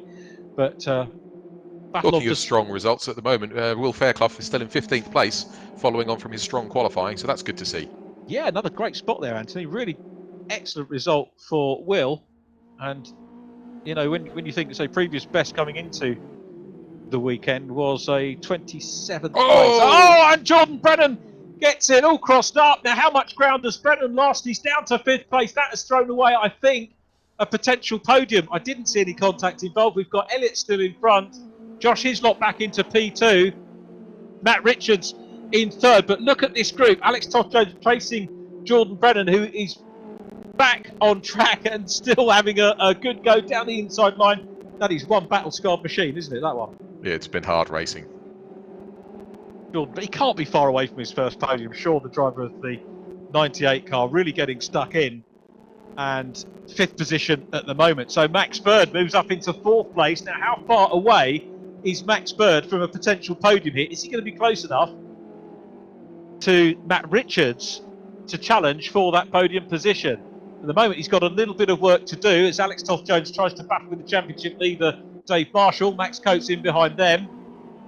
There is Max Bird, just at the head of this group. You get the feeling that Max might well be reeled in by this group, and particularly with the likes of Jordan Brennan in the mix as well, trying to close up. Who's fastest man on track? It is still race leader Ryan Elliott, who set that one very early on. The lead coming down from 8 tenths to 7 tenths. And Josh Hislop starting to get a second wind in this race as we dip below 5 minutes remaining. He could be now starting to build the pressure up and close in as Max Coates takes a wide run. Certainly there's enough time for Josh Hislop to pull real Ryan Elliott in. There's certainly time to do that, so it'll be interesting to see how that develops. It's a fascinating scrap, isn't it, for second, and that big bun fight for fourth right behind, although Max Bird has got slightly the edge at the moment in fourth position. And here's the battle for the podium, so Matt Richards looking to try and get up into second place, replicate what he did at Brands Hatch Indy, and will he be able to hang on to that one? But it's Ryan Elliott, potential first-time winner out front, who will be nervously, I guess, watching the clock ticking down. Or maybe not. Maybe he's got the confidence to do it. He knows he's been bagging those podiums. And again, coming back to the format, this is exactly why you have the reverse grid races. It affords the chance of a first-time winner.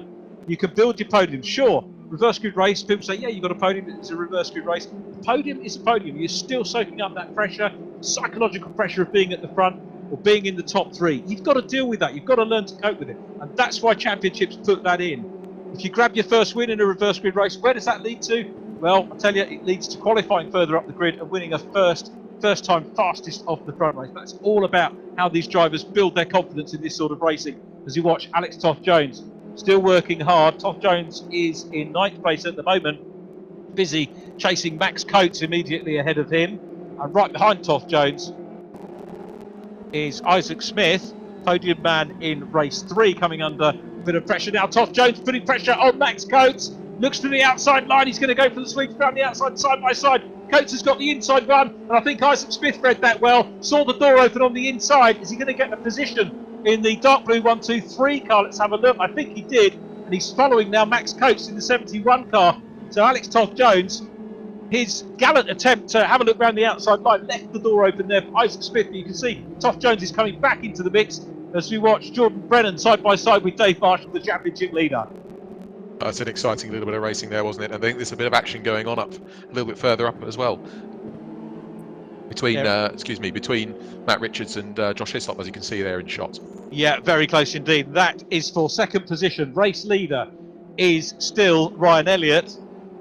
And super battle on for second position. Richards coming under pressure. Hislop looking on the inside line. Now, has he got the run? They're not that far away from the race leader either. They are side by side. And I think Hislop has got the run to come through now into second position. Is he going to be able to do it? It's a good run around the outside line from Matt Richards, who's holding on there, and Hislop's got the inside line again. We'll get his foot down, and I think now he's through into second position.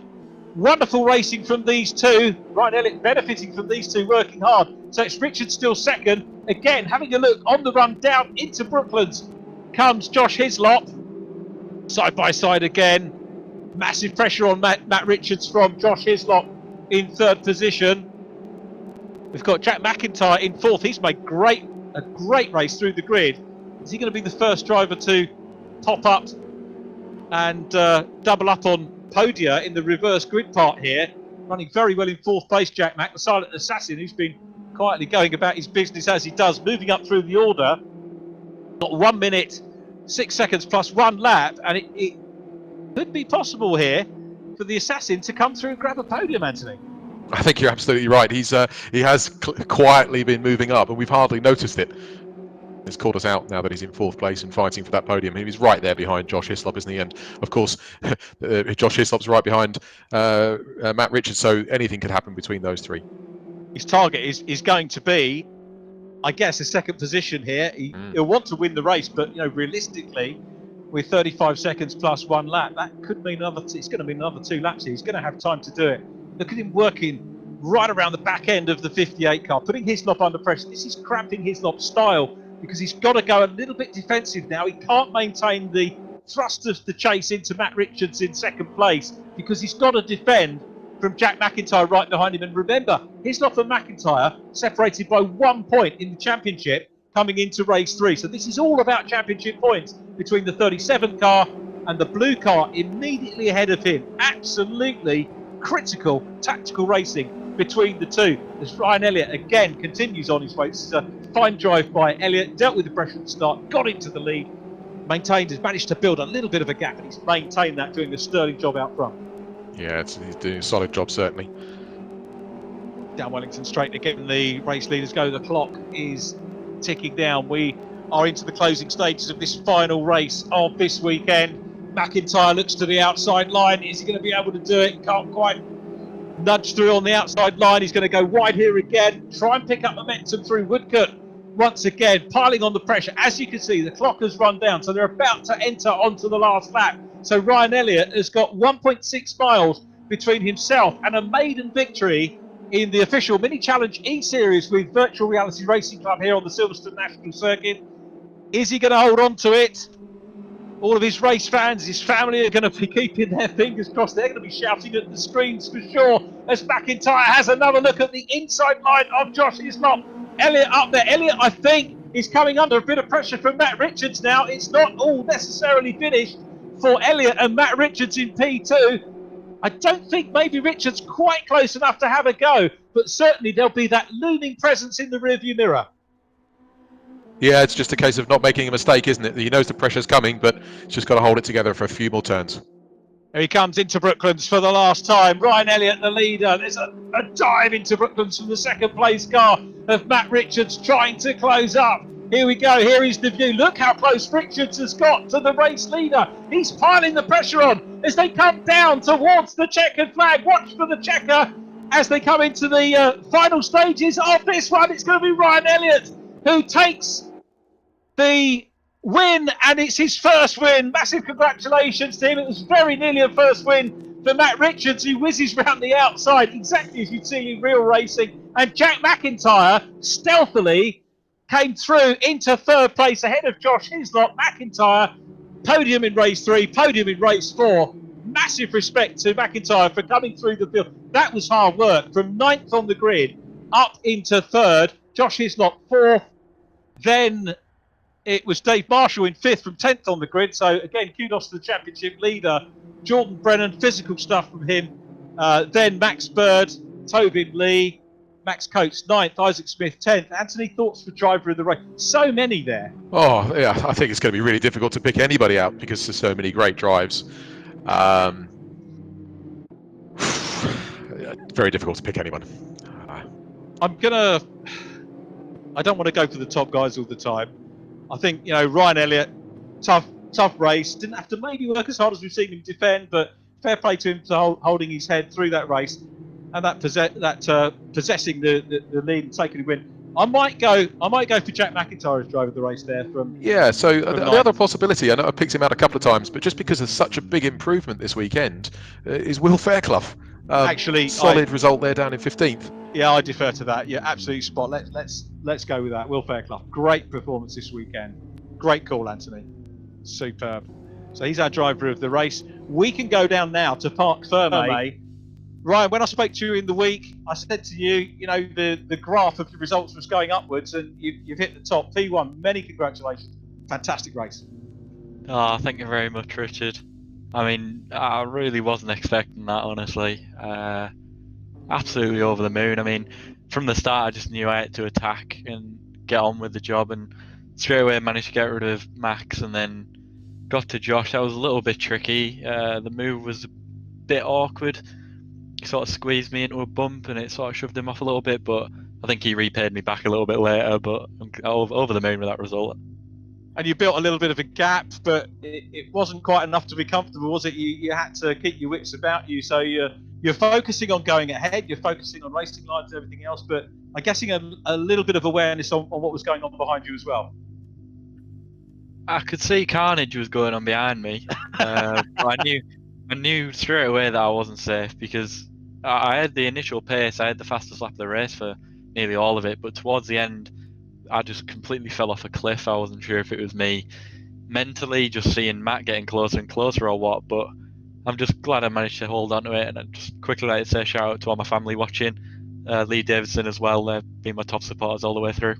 That's great, mate. And a silly question perhaps, but does it give you the confidence now to go on and back some more wins? You know what they say, the first one's always the hardest. Plenty more to come from there. I hope so. Many congratulations. It's been a joy to watch you racing today. Well done. Thank you very much. On the race to win. Superb stuff. Let's have a word with Matt Richards, who came through for second position. Matt, congratulations. And deja vu, really. We did some brands, didn't we? Second position in brands. And a tough race again. You were involved chasing, you were having to defend. A pure race by definition. Yeah, I mean, the pace has been on a bit of an upward scale since the first round, now that I'm starting to get a bit more used to the car. That race was a little bit interesting. I was looking at the graph and I could tell that I had a little bit of pace over Ryan. He started to drop off about the midpoint of the race. And once I dispatched the people that were playing bumper cars, then I managed to claw down the gap a little bit. I think you often hear in real-world racing drivers, everybody saying, if it had been another lap, it would have been a different result, but it was certainly close as you went across the line. Oh, definitely, yeah. You always hope for that extra lap, but sometimes you just don't get it. I could tell that he was under pressure and he'd either cooked his tyres, so I knew I just had to link up every single lap, and I think it must have been a tenth or maybe a few hundredths over the line, but we'll just have to get him next time. The one thing we've seen from yourself is some really good attacking driving, particularly in that race, and also some great defensive work in previous rounds from Ryan Elliott. He's certainly going to be no slouch to overtake had there been more laps, but great race from you. Well done. Great to see you on the podium again in second position. We look forward to catching up with you the other Silverstone venue next time out. Thank you very much. Thank you, mate. And finally, a double podium. It is Jack MacIntrye. What about that 9th position? We barely noticed you coming through, and all of a sudden we found you, Jack, in, I think, 5th position, and then it was 4th, and then you snuck through into a podium. How good is that, getting a reverse grid podium? Yeah, that's great. It feels a lot better than the 2 second places, having to work so hard for it. Some really good racing, a bit of bumper cars up and down the pack, and I benefited from a few incidents that other people were involved in, but yeah, just pushed really hard and really happy to get there. If you win the real world drive, that's what you're going to get, fella. yeah, got to get used to it. So any thoughts as we move to, have you done any practice on the Silverstone International yet? No, not yet, just been focusing on the National, so we'll see how it goes. I do quite like Silverstone, so hopefully can carry on some of the pace.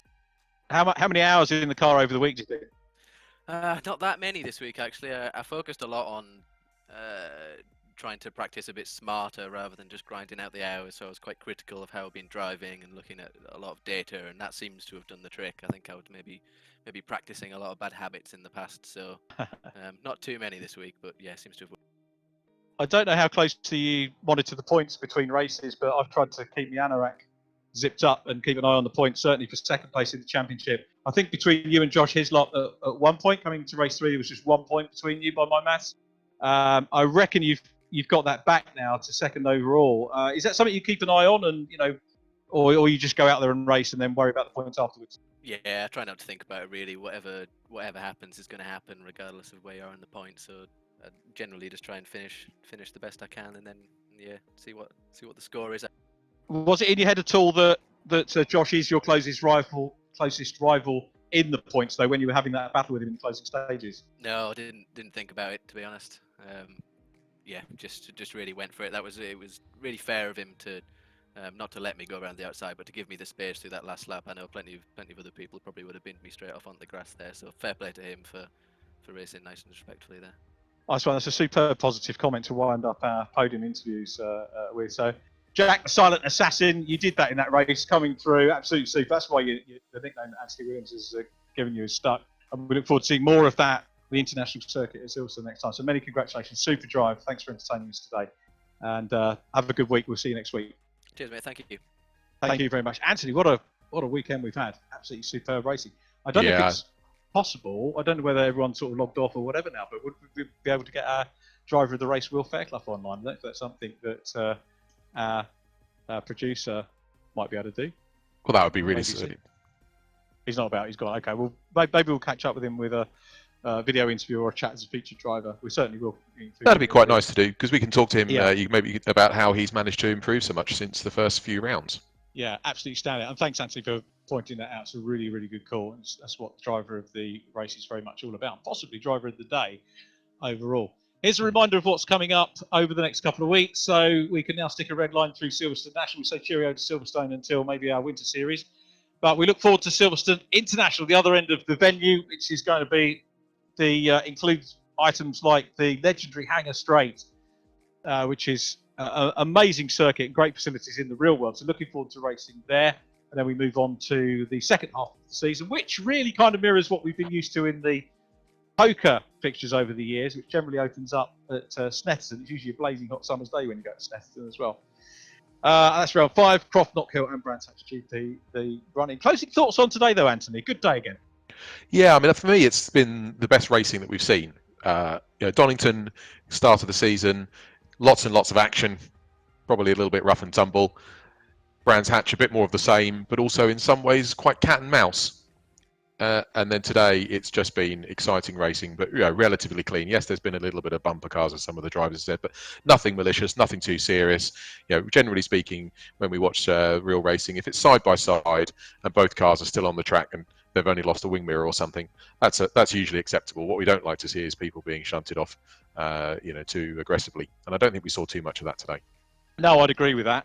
What we might want to do at some point is see if we can grab an interview with Andy Ringland, who's the clerk of course, maybe one of the video interviews that we could do where you could just have a chinwag with him and find out what his involvement is and how things are going, and give people a little bit of an insight into how professionally and properly, in accordance with real world racing, that this sort of thing is done. You can see the credits coming up here, the amount of people involved. Again, a big thank you to all the tech team for their help, encouragement. A big thank you to all the drivers for the entertainment that they've given us over the course of today and indeed the preceding weeks.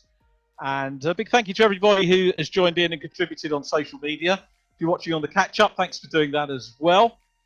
From me, Richard John Neal, and my co-commentator, Anthony Williams, and all the team with the official Mini Challenge eSeries with Virtual Reality Racing Club. Hope you've enjoyed the racing today. Thanks ever so much for your company. Stay safe, be well. We look forward to your company again next week. Bye-bye for now.